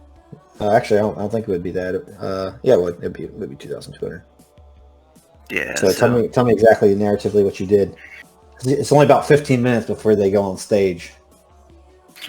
Yeah, I guess and like Lolo's probably been doing this for a couple days anyway, trying to get it set up, and he thinks about last minute maybe the same guy that he had did the job for, that had just paid him recently. He contacts him back, and has him make asks him to make an announcement or something like that, to try to help out the show, and bring more people down to it. Scratching each other's back type thing. All right, I'm going to switch slides here. And since it's your show, Lolo, you can tell me what looks like as Boneyard Black takes the stage. Near the stage. See if this sound set works.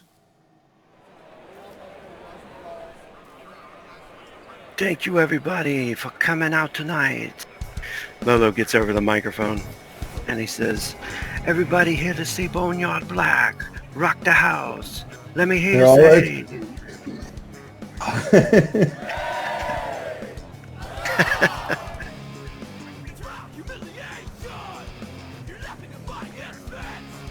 What the crowd look like? What's the band look like?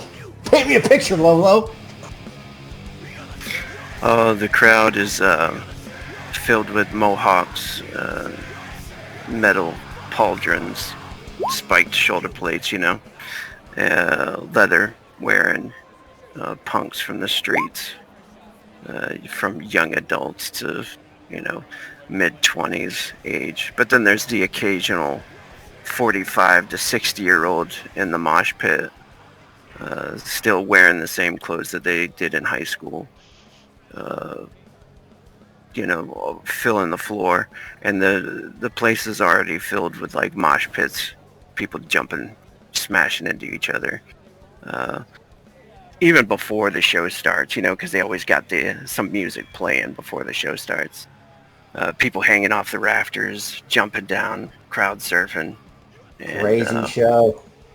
Yeah, and when Boneyard Black comes out, Lolo's in the back, pointing at the light guy to go, the pyrotech guy to go, everybody that's working back there. He's trying to direct it, to make the show happen. He takes the stage, and there's just a big, like sparks fly up. It's Boneyard Black, motherfuckers! He starts shredding.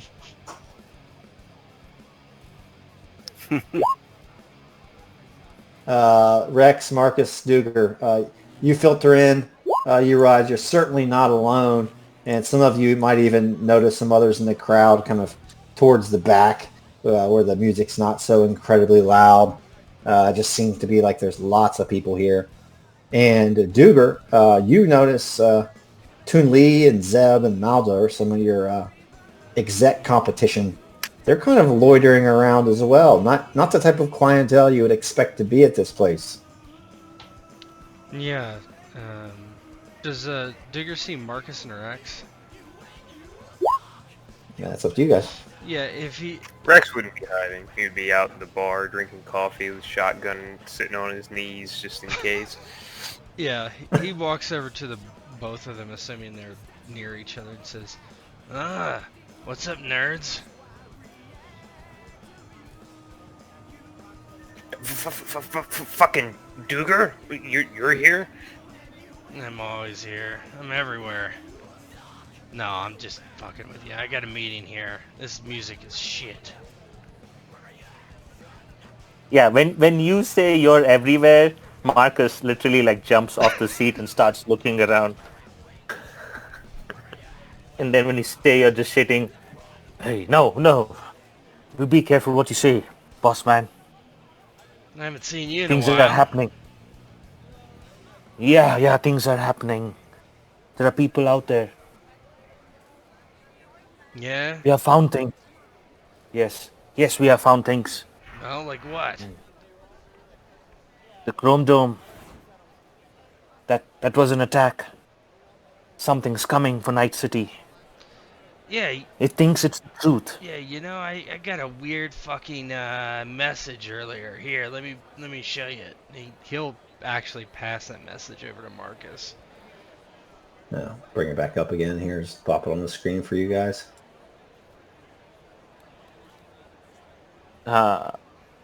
Marcus looks at the message and he reads it and he kind of looks up at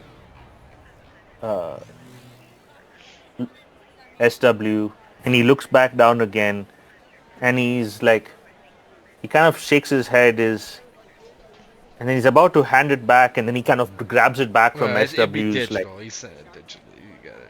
oh, Yeah, okay, cool. Yeah. So then Marcus is reading that, he's, and then he reads it again, almost does a double take.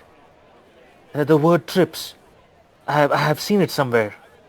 I have seen that name somewhere. Yes. And Marcus looks at Rex and SW. This is the same man in the data archives from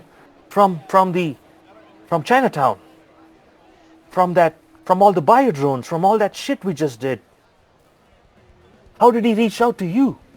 How does he know you? That's a good question. I'm gonna ask you the same thing because I just had a meeting with the fucking leader of Militech in the West Coast.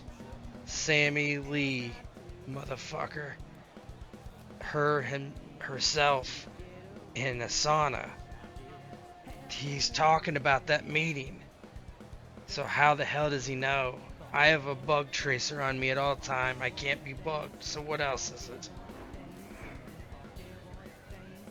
This is what I have been saying. We are being searched. Nowhere is safe. And now, Hey, calm the fuck Marcus, down, would ya? calm down. Ha. How does someone connected to all those husks know about your corpo meeting?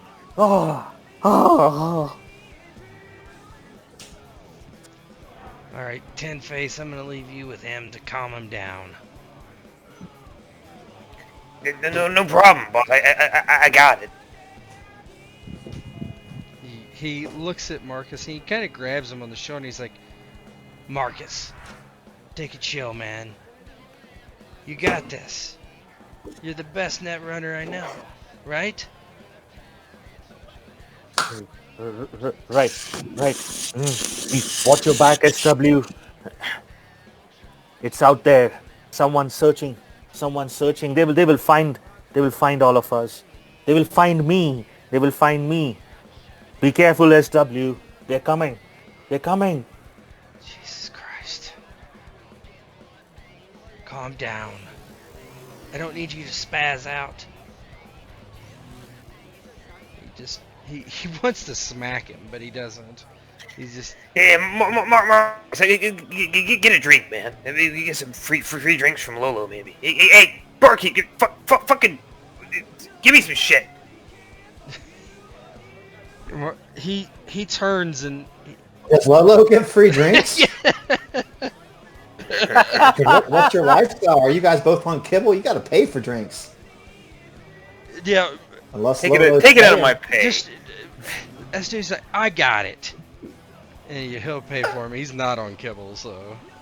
He gets them just the strongest drinks possible.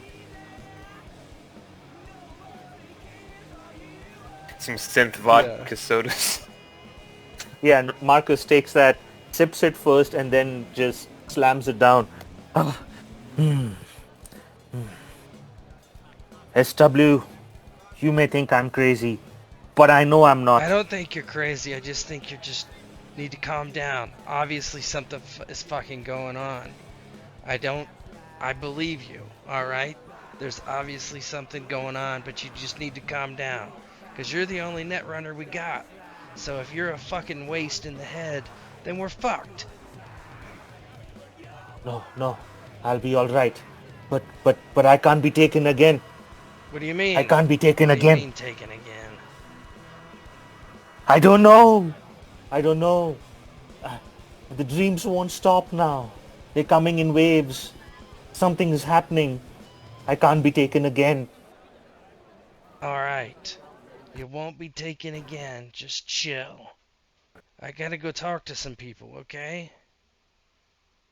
Okay. Just watch, Okay. just whatever you're here for, watch the net. Make sure nobody's fucking around. No, nobody will fuck around. You watch your back. You too, Rex. Watch your back. You guys just stay at the bar. And, he turns around and he saw Toon Lee and the others and he kind of... Are they with the Pinto guy? Not that I would probably know who he was specifically, but he has a good idea. No. Pinto is not here just yet. As far as you can tell. That's where my Sirenscape just crashed. Is your Sirenscape? It just crashed. Yeah, mine on did me. too. This is... Oh, I thought that was me. Mine just crashed as well. I'm just going to reboot it and see what happens. Yeah, mine crashed and I just rebooted, but I can hear the music. I think it's with the background that maybe it crashed. Yeah, I can hear it now. background That was changed. strange though. How would all our local applications crash at the same time? It must have... I don't know. Maybe they're doing. See, I'm telling you, man. It is. Oh, dude, we're getting too close. We're getting too close to the truth. I'm telling you. The big guy. Everybody knows who the big guy is. Oh, shit. Hillary Clinton's going to show up as his next NPC. Then you're all fucked. Oh. Hey, Ted, delete this out. Delete this I'll out. scrub it. Yeah, he heads over to Toon Lee specifically. He kind of meanders through the crowd and he walks up behind her and he's like, "You don't look so bad." She kind of turns around. Duger. Fancy seeing you here. Then again, we've got lackeys from Biotechnica and some security firm here as well. So what brings you to these parts? She's obviously keeping her business close to the I have chest. a meeting. What's that? I have a meeting. A meeting. What are you doing here? What kind of meeting? A clandestine meeting, you know. Oh, me? I'm just really into tech metal. Oh, yes. Yeah. Give me, You have hearing human damage. perception. give me human perception. I'm guessing this is a lie. Yeah. That'll be pretty easy. Not a very good roll. That's not. She's not. So she's obviously keeping something for you, but like, she's like the music's going and like the volume just cranks up for a minute, As she has her drink, she starts like head banging. Yeah, he's like, oh, that's thought you were looking good, but that kind of turned me off, I gotta admit. As they say, when in Rome. I mean, with the number of mohawks and neckbeards here, I got to fit in somehow, right? You do not fit in here, sorry. Well, you never know what might just fall into your lap. Yeah, You know, the last gathering here in South Night City, what happened? Bang, bang, chop, chop. I know I was there. I was watching the Well, wrestling match. Switch was actually, wrestling, if you believe it or not. yeah, she was wrestling. So when are you going to ditch that young girl and find somebody your own speed? I don't know what you're talking about. I've raised her. She's, like almost like my daughter. Uh-huh. That's certainly the public perception. If you rise through the ranks at Militech, you are going to need to find somebody else to hang on your arm. What'd you know about it anyway? You ready to switch sides? I won't know it. No, I'm not going to switch sides, and I know what happens if I fraternize too much with Militech employees. Word up the food chain is that Tim Tebow, one of the Militech execs, is getting a little too close with the daughter of one of our high ups. It's a real Romeo and Juliet situation. Yeah. Oh, and that again probably going to end up in somebody suiciding themselves. Well, that's too bad. I wonder who's going to take his place then. All right. She's going to do a human perception. She kind of lowers her drink and drops the shroud here. It's you, motherfucker. It's you. Get out! And she gives you like the Elaine chest push. You know? Get out of here. Maybe. They have their eyes on you for a top spot? Whose dick did you suck, Duger? Oh, just the generals. Earlier today in a sauna. The generals. Sammy fucking Lee? You're shitting me. She saw my business in the sauna naked. What can I say? All the pubes everywhere. Saw it all. Fucking Americans. Always proud of their cocks, no matter how big their gut is. She kind of looks at you. Well, I'm getting up there in age. Can't be on the treadmill that much anymore, you know? Well, what's General Lee looking like? She's got to be, what, in her fucking 70s? She looks better than you, hard to say, but she does. And Toon Lee pulls up her agent and kind of swipes over a few times and navigates to Network 54. And she sees a picture of General at like a gala, like at a Met Gala type event. And she's like, Jesus fucking Christ, she's an angel. Yeah, I'm sure you'd be scissoring her right away. Anyway, I got some business to take care of. You stop with the headbanging. You look like an idiot. Yeah, that was a fake. I know. As you walk away, kind of the scene fades, and Lolo feels somebody kind of tap his shoulder. Hello, I'm looking for Lolo. My name is Pinto Esteban. Do you know where I can find him? He is the fixer who arranged this concert.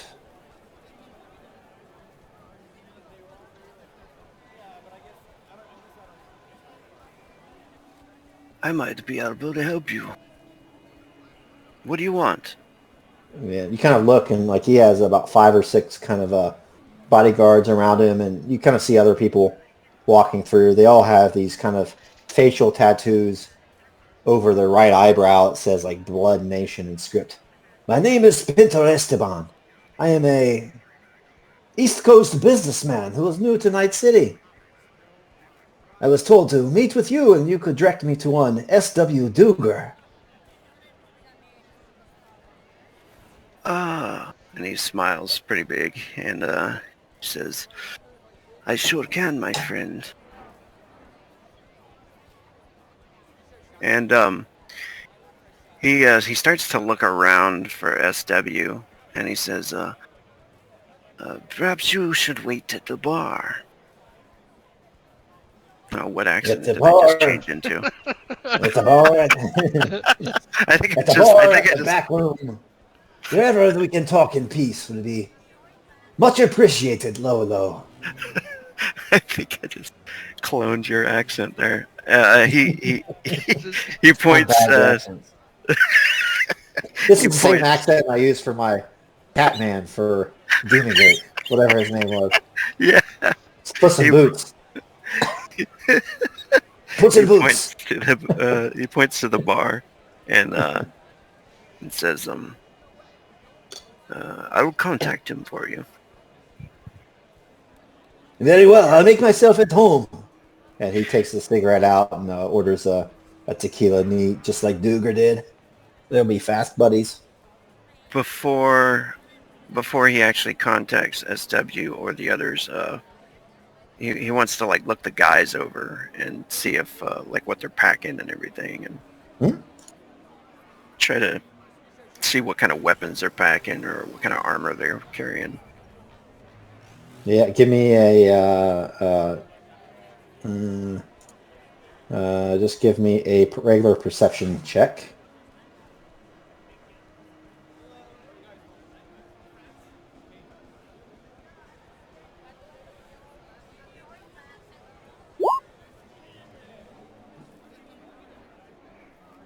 Yeah, 15. It's decent. They have open carry heavy pistols, very heavy pistols, all of them. They have basically light armor jacks on their bodies. Nothing too out of the ordinary for bodyguard types. They kind of seem to be surveying the crowd, but most of them are kind of staying around Pinto, seemingly doing their job. Others are kind of walking through the crowd, but they are enjoying themselves and not really messing with anybody too much. Okay. Yeah. So he calls Duger. I guess he'll call everybody on a kind of do that on a conversation, business conversation. Link them all up. Rex, Marcus, Duger. Yeah. Duger would answer he's- without fucking around, since he knows it's in the same building. Yeah. And since Rex and Marcus are part of the security team tonight, Lolo's already suspicious anyway of Duger anyway, so he calls them all up at the same time. He's like, Duger. Oh, go ahead. Yeah, so just one thing, like Rex will come, but Marcus will stay at the bar. Lolo won't know this, but Marcus is almost gonna have a breakdown. He's just drinking and just kind of keep his head down there. You would probably have to stay within 6 meters of whatever access point you're at, too. So you can kind of... I mean, the cool thing about this system is that with those virtuality goggles, you can keep an eye on the net while kind of being in meat space at the same time, right? Yeah. So that's what Marcus is going to do.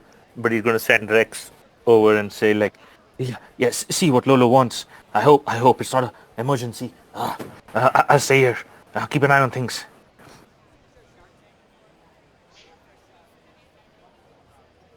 Yeah, he says,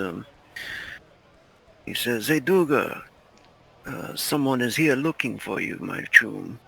Pinto Esteban. Oh yeah, that's the guy I'm supposed to meet. Should I send him to a private room? Yeah, that's fine. I'll have Preston keep an eye on us while I go in there and meet. It's a Militech business. You don't have to tag along. Should be fine. All right then. And he'll just disconnect with them and head over to Pinto. When he walks up, as they're all like getting drinks, I imagine he He smiles, tries to remain charming and everything, and he says, Dougal will meet you. Right over here, my friend. And kind of escort them to maybe some side Fucking room. netrunners. Yeah. My shit cracked again. Oh. Yeah, it did. Before the hang up, Esteban's gonna go, hey Lolo, I know you're kind of busy, and maybe Rex, you can look into it, but there's a bunch of other corpos here, and I'd like to know what the hell they're doing here, especially Toon Lee. She's kind of the hot Asian chick. You want me to chat her up, boss? I don't mind. Yeah, sure. Can you record it? Fuck. Sure. He's getting some pleasure out of this. Like, this is gonna be hilarious. Yeah, just don't tell her I know ya. Be real secretive. I wanna know all her secrets. Okay. I'm gonna tell her about my fucking collection, and he's just gonna get up. He's not gonna elaborate on what he means by that. Okay. Do God's work, son. And he's like chuckles to himself, and he'll head back to the back room. He'll grab Preston and tell him to watch at the door, but oh God. I would have cut to that scene. All right, Toon Lee is towards the front of the stage, actually, doing some fake head banging. She has an empty shot glass in her left hand, which she smashes onto the ground. She's like, "Fuck yeah!" Takes a drink out of a beverage with her right hand and kind of turns around, about ready to head to the ladies' room, and about runs into Rex. Oh my God! She kind of looks up at his face. Oh my Lord! She likes it. Well, hey there. How you doing, girlie? Hi. Excuse me. Do you know which way to the bathroom? Oh, yeah, it's right over there. But maybe you want another drink first or something. You know, I saw you broke your shot glass, and Oh no, that no, won't no. do. That was on purpose. And until they come up with cyber bladders, I'm going to need to hit the head, as they say. Yeah, excuse me. I don't necessarily need an escort either. No, that's Give me fine. persuasion. Give me persuasion. Oh, no, he's not good at talking to people. That's okay, though. That's why we did it. Okay.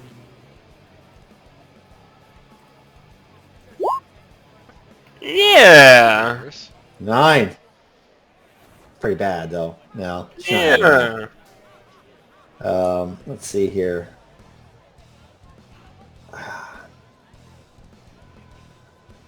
Let me check something real quick. What you get? 9? I should have spent all my luck. I should have. That doesn't even meet simple. You have had to beat it. So she tries to get by you and go into the crowd. She immediately, like, there's 5 people in between you and her. She looks over you. If you've ever seen a girl try to get away from a creeper at a club, this is what she looks like. I've experienced that before.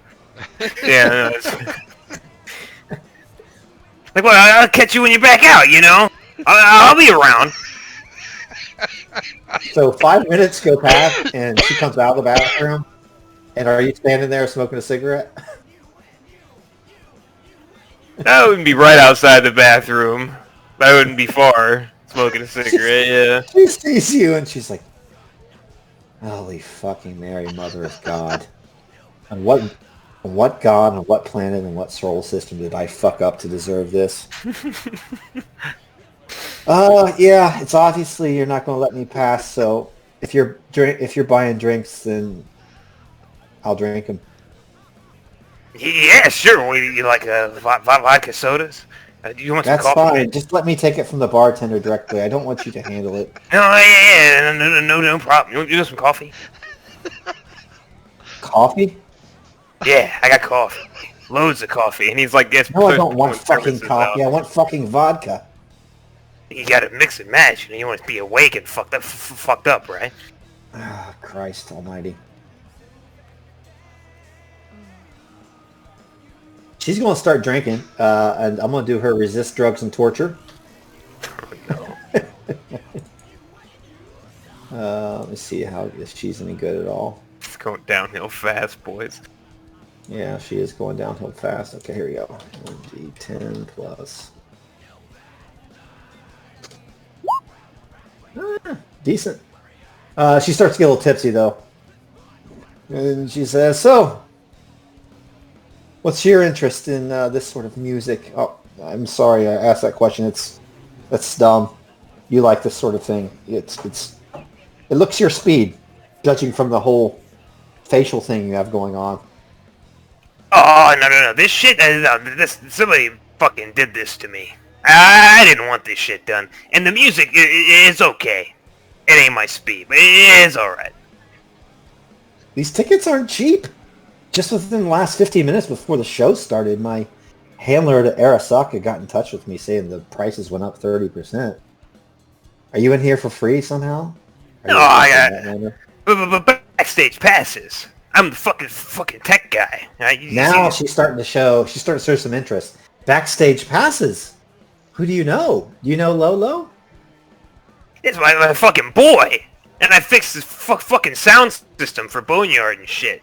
The equalizer's all fucked up. Oh, you fixed the sound system. You have access to NetArt then, huh? I mean, my friend does. I'm in meat space kind of guy. You know what I mean? Oh yeah, I'm interested in that sort of thing for sure. Could you show me what type of work you did on the Arc? The NetArc? She means it's just an abbreviation. Yeah, show me what you did. Oh my god! And she puts her hand on you and looks you in the eye like you were the only person in the room, Rex Striker. Duker didn't tell me not to do any of this. Yeah, sure. Fucking, we'll walk you back there. That's her persuasion. Oh, I'll try to remain in. Yeah, what is? Isn't there resist or something like that?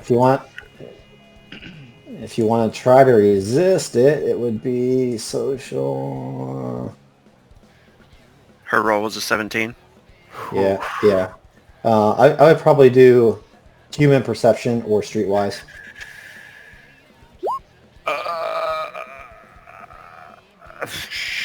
What's my streetwise?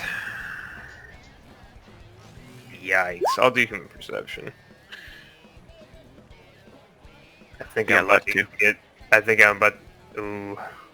Do I use the luck? I might. Ooh, what's my luck? How much luck do I have? Where do I see that? It's just along your I see it. I'll throw 5 into this.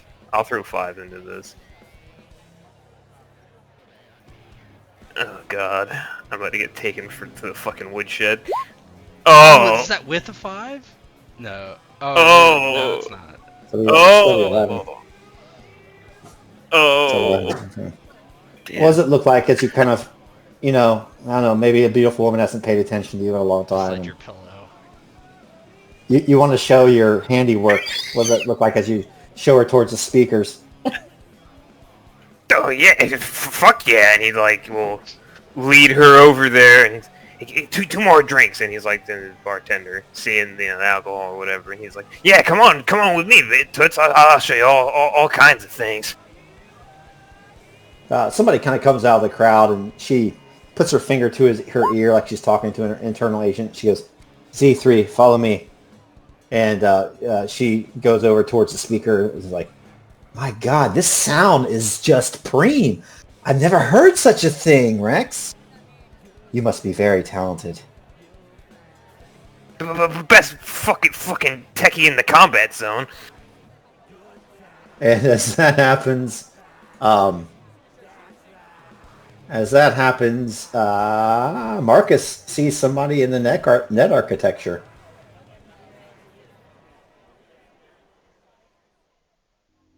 All right. Can you see the net arc there? Marcus Blazik. Oop. Joop. Yes, yes. So you hear a beep. You hear a beeping sound. Beep, beep, beep, beep. Yeah, as the door opens with Rex leading this person in, Marcus looks at the door open, and then suddenly he realizes that there's somebody in the net architecture with him, and he kind of just whips back into net space. Yep, you see a netrunner kind of materialize before you in the lobby of the net architecture. This is clearly Z3, who followed Toon Lee towards the front of the stage where Rex did his stuff, and that netrunner was able to get access to that point.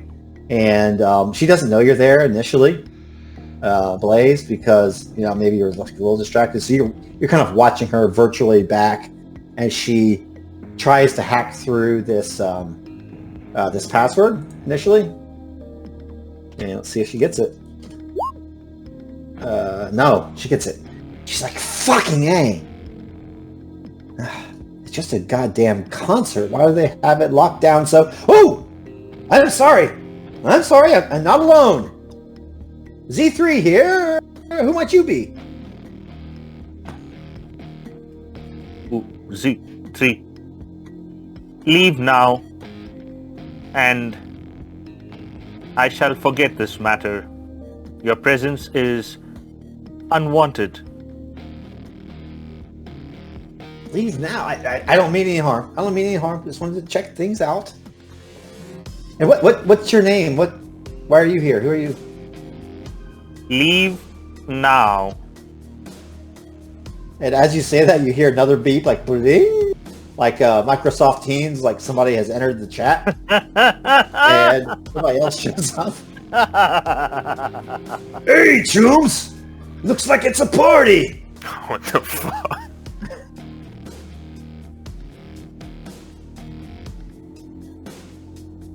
Just a quick question. In the 7 days, how have we recovered our HP from the last fight? You should be fully recovered. Fully recovered? Yeah, you should be. Okay. Sweet. Yeah. Seeing the second person join, Marcus having control over the architecture, has the demon, the Efreet, materialize right next to him, and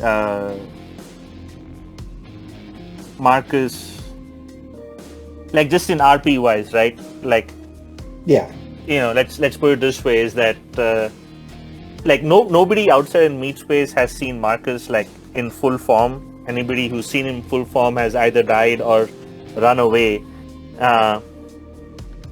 Marcus enters like his full form, like all programs activate, and the Efreet activates as well, and just stands there in a holding pattern. Leave now, and you might still enjoy this evening. Else, they will be scraping you off the concert floor. The choice is yours. 5, 4, 3, and he starts counting down.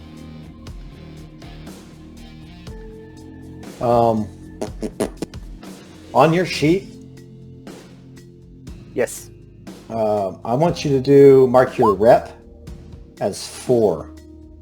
It's towards the bottom.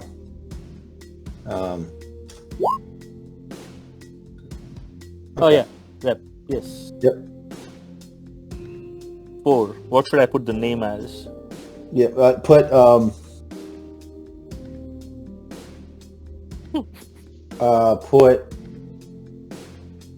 LeBlaze.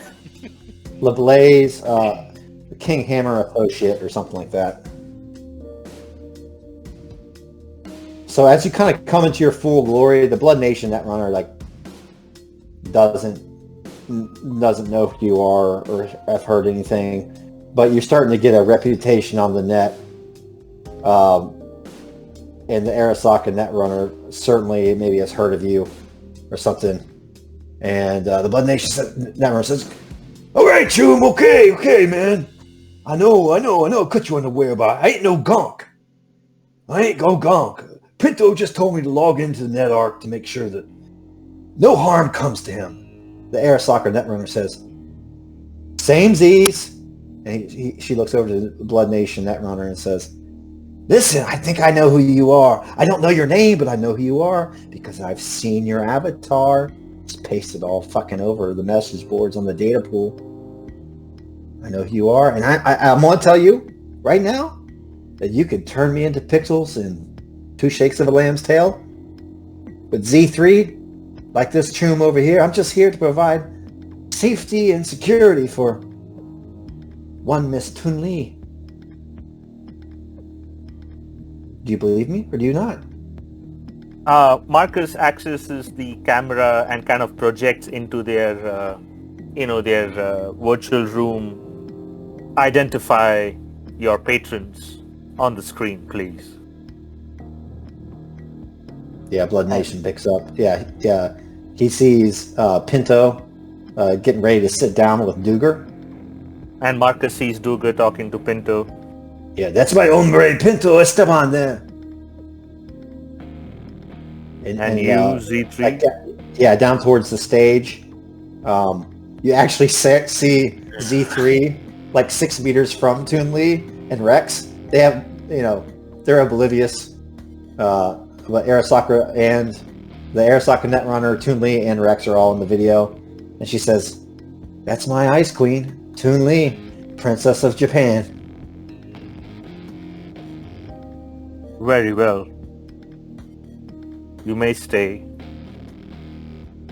I believe. And then Marcus stops himself. And she kind of says, "You believe what? Are you expecting something? Because my boss is here because she was worried something might happen, but it's obviously not." If my reputation precedes me, you also know when things go down, someone like me is always around. And I always expect something to go down. Y'all have verified your access. You may stay. Might even be fun. Never collaborated with other netrunners. Always had to be alone. "I'm just wondering though." And then the Blood Nation Netrunner says, "Yeah, Choom, I'd be wondering too. Why did the organizer of this event get such a hi-fi runner like yourself for security? This is just for block party." Z3 obviously knows more than the Nomad Netrunner, right? Yes. And she goes, "I think we're both after the same thing. He's hoping some more of those husks will show up, get some more intel."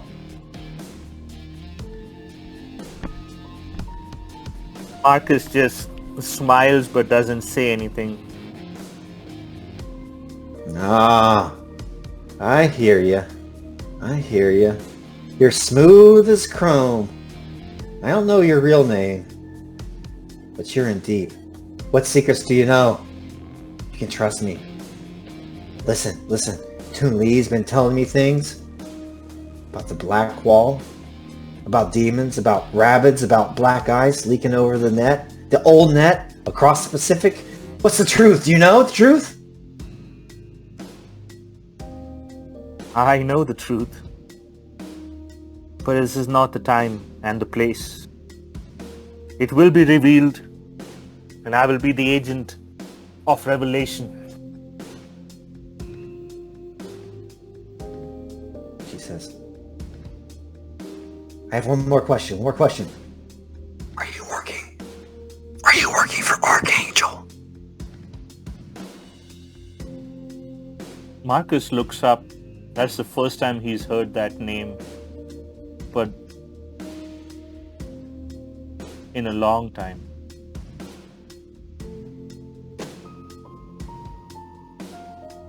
How do you know Archangel? She laughs. Let me look up something real quick here.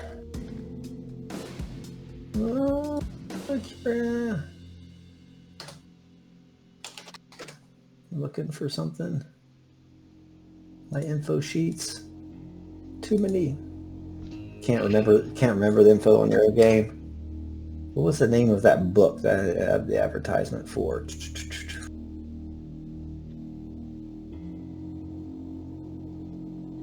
Night City Chronicles. Here we go. This one. Adam Wynn. How do I know Archangel? I'm an Adam Wynn fangirl. That's his AI that he made back in the late 2010s. Rumor is that she's crossed over and free in Night City. She's going to save us, don't you know?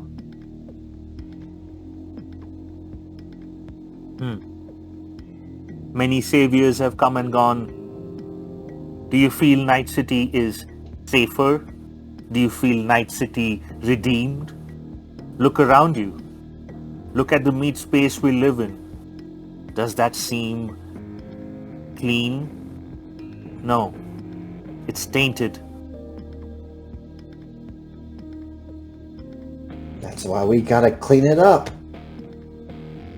Anyhow, I'm not gonna be doing any masterclass in hacking this weekend, it looks like, so I'll hang out here in meat space with my eyes and listen to this shitty music with my ears. In the meantime, I'm gonna numb myself with several gin and tonics. Where are you at?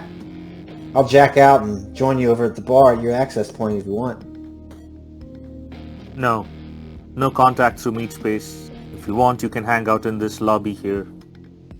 And same goes for you, Choom. Sure thing. Like I always said, 3 eyes are better than 2.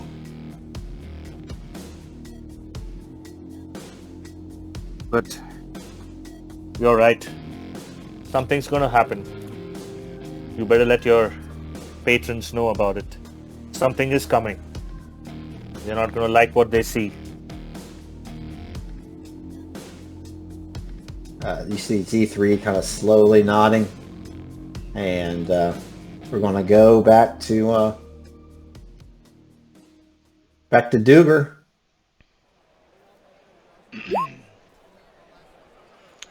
In his little corner booth. Yeah, Duger's sitting there smoking a cigar, drinking a whiskey. Preston's kind of hanging out nearby, just watching.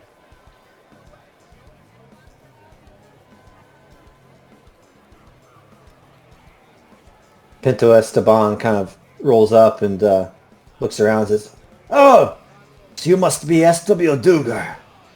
A pleasure to meet you. Yeah. Pinto Esteban, yeah? Indeed. All the way from the great state of Florida. I dare say it's much more humid here, although the music... Well, Shit. I'll just say that it sucks. Yes! Shit! Mierda! Yeah, I would have preferred it pretty much anywhere else, but what are you gonna do? Yeah, why don't you take a seat? I could do lots of things. Yeah, take a seat, get a drink. This won't take too long, I don't think. hey, what's the Blood Nation Netrunner's name there, Zypher? Deep Six. Deep Six? How about Deep... You gotta do a Spanish show. Deep Seis. Deep Six. S-E-I-S, Oh, no, it's Spanish, right? Like, yeah, no, it's better. The Ocho Cinco. Ocho Cinco. Yeah. El Ocho Cinco.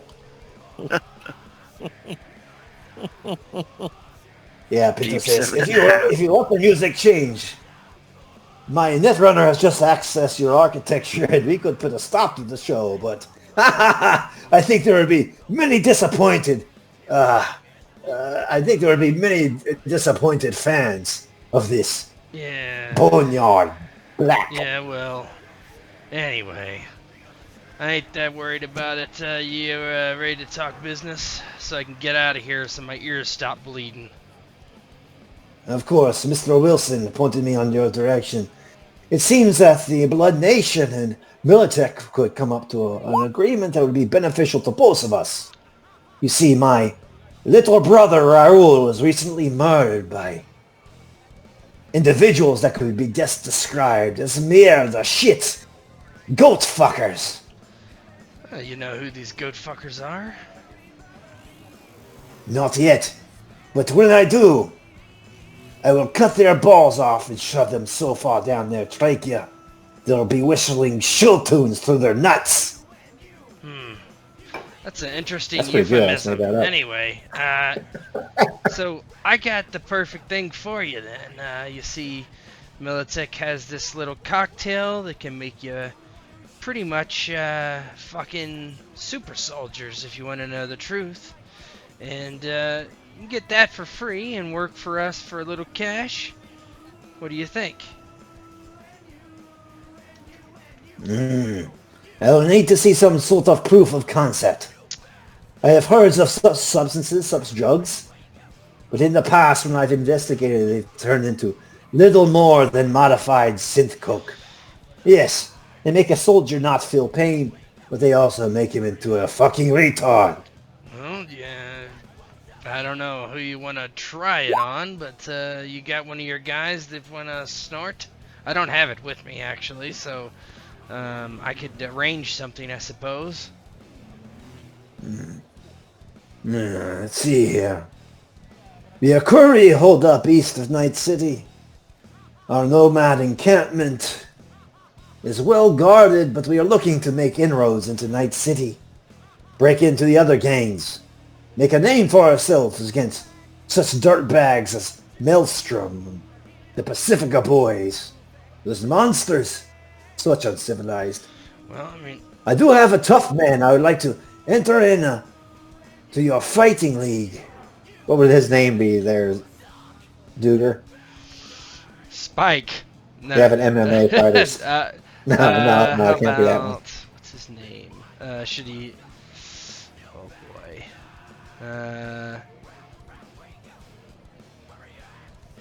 The Cuban Killer. His name is the Cuban Killer. He's won winning tournaments in Florida, but in Night City is unproven. In a week's time, if you can provide me with a fixer, perhaps we can arrange for a bout. And also, we can arrange for a little bit of a bump from this substance. If the Cuban Killer comes out on top, then you have a deal, Duger. Of course, I would like some sort of payment as a gesture of goodwill in the meantime. Well, how about we consider this a retainer? If you don't like the stuff, then that's fine, but you got to do a job for us. If you do, then just to make your job easier. What do you say? It sounds intriguing, but again, the Eurobucks will make it concrete. Well, then I guess we'll wait until payment until that gets resolved. Can't give you any money if we don't got a deal. You kind of have him between a rock and a hard place because right now these nomads are just encamped east Night City. Very well, what are the details of this job you mentioned? I have to find something for you to do. But that's why it's on retainer. I'll send you over 1,000 eddies. 1,000 eddies for now? 1,000 Let's see eddies. here. And if you do a good job on your what we send you off to do, maybe a 500 eddy bonus. Right. I can do it. Hang I on can do one second. persuasion on it. I'm gonna look up the fixer, the haggle one because he's a fixer. Real quick, operator. cool plus trading skill plus operator rank plus 1d10 against their cool. They're not a fixer. If you all right, I'm just gonna see how good I do, and then you can do persuade against it. So.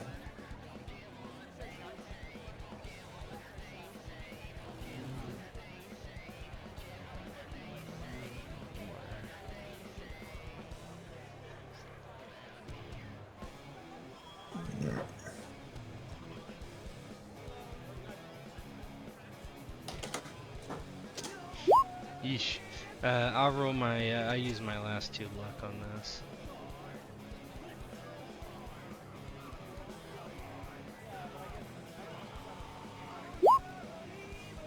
Oh. You had to beat him. Had to be. So he's gonna kind of like, narratively, maybe they had a discussion over 5 minutes. And so, what was your final offer? It was 1,000 and then $500 bonus. So what's 20% above that, like 1,200? Yeah. That's fine. So so he talks you up into the 1,200 range. It's fine. Yeah. All right. That works. 1,200. I'm gonna debit you the money here. I'm keeping the rest.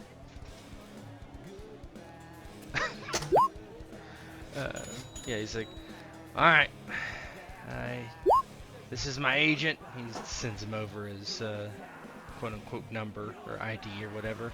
You tell me when you're ready and where you're at, and I'll get you the hookup, and we'll. I got a fixer I know that can set up the fight.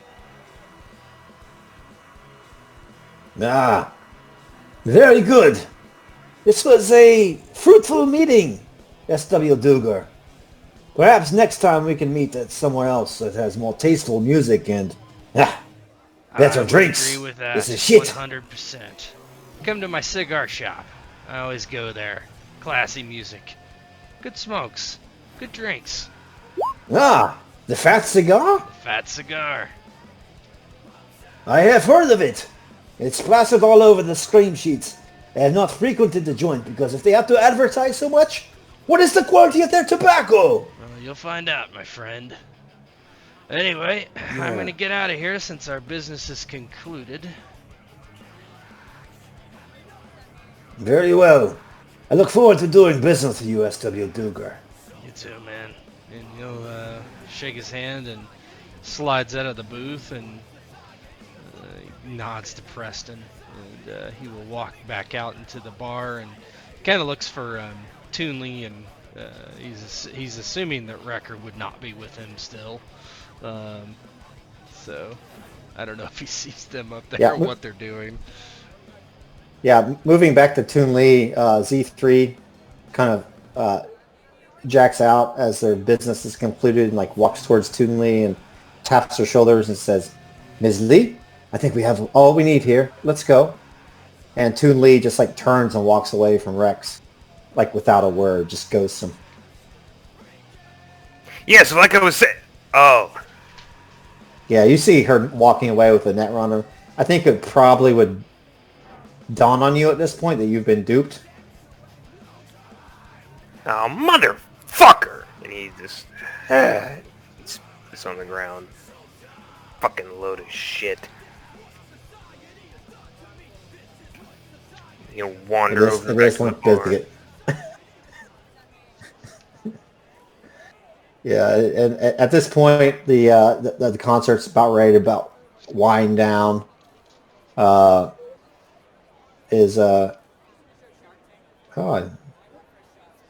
did I delete your token somehow there, Choom? I think I deleted Lolo's token somehow. Yeah, Duggar would want to talk to Lolo. Yep. Let me paste him back in there.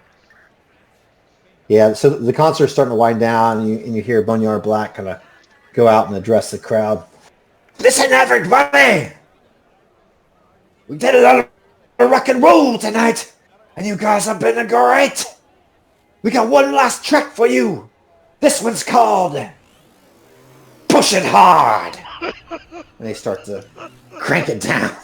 And they play one last track. kind of the pyrotechnics go off.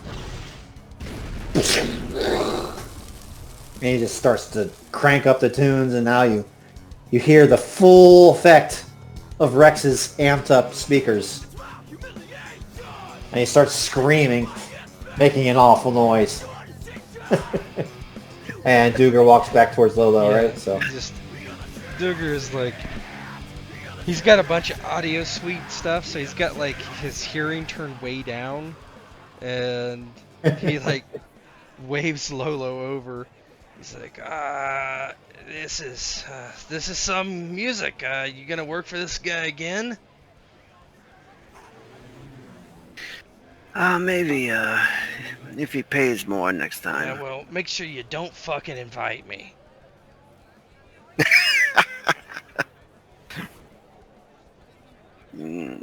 This isn't your type of music, huh? No. Anyway, I do have a job for us. I need you to find some, I don't know, fighter in the fighter ring syndicate around here. I want him to look really tough, but be a pussy. He's got to lose. I don't really want him to throw it if we don't have to, but Who's he gonna lose to? oh, one of Pinto's boys.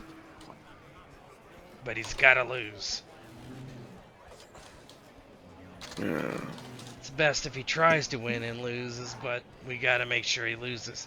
Maybe we can dope him up before? I don't know. All right. So I'll leave that to you. I'll give you like, I don't know, a couple hundred eddies. Seems like an easy one. Yeah, we could talk about that more. Make some calls and let me know. Get it done as quick as you can, because they want to do this in the next week. All right, June. Alright, I'll talk to you. He smacks low. I know a couple of people. Hey! Switch is fighting now too, right? Oh, not for real. Just wrestling. Oh, okay. And that Hammer guy's organization, Gods of Chrome or something. I don't know. Hey, you seen Cuervo around lately? I did a job with him a few days back, but not since then. Yeah, listen, keep him away from Switch, okay? I don't want to have to kill your That man's friend. got his.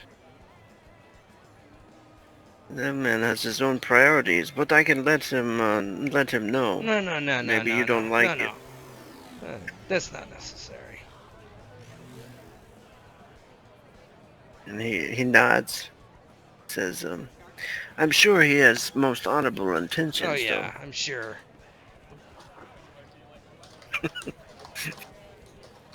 And he smiles and he says, I talked to him. Alright. Later, Chum. Have a good night. S.W. Duga. That's my name. And, don't wear it out. Ha!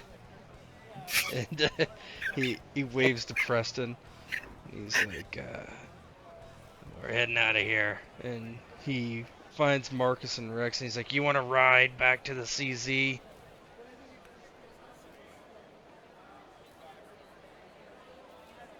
Yes. Alright, we can drop you off at the bus. Yes. He looks at Rex, he's like, yeah, so before that happens, like those other two net runners check out, and they kind of tell Marcus that their business is done, and so he's kind of free. he looks at Rex, he's like, you ready? He slams like a fucking horrendous looking drink, which is vodka, soda, and coffee, and he pushes it back. Yeah. Now I'm fucking. How did it go with Toon Lee? Nah, I'm too good for her. It don't matter. Yeah, that's, yeah. Huh? Did you record it? Yeah, I fucking did. He sends it to him. Okay, thanks. Cool. All right. Well, we'll drop you boys off at the bus stop, and then I'm gonna go home. Awesome. I've been wanting to tell you about these sick ass ideas I had for like bears that look like drones, you know, or is it drones that look like bears? And he just like starts following Duger out, talking about nonsense shit. Yeah, he's always like, yeah. And yeah, he'll give them a ride to the bus stop. He will not take them home. Primarily because he doesn't want Preston to know that he's in the warehouse.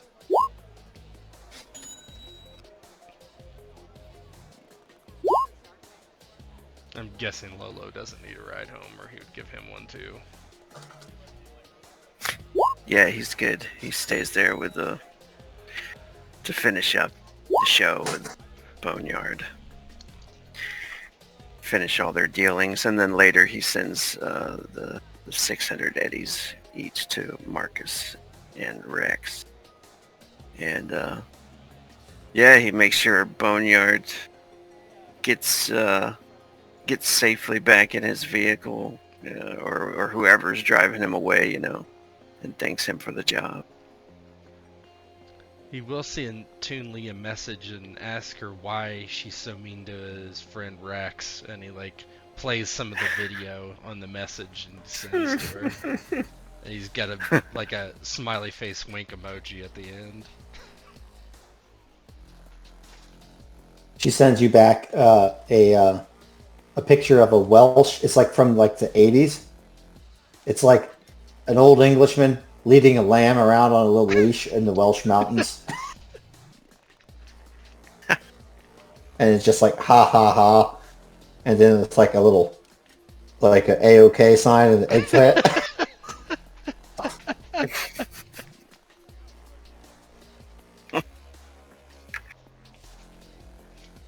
Yeah.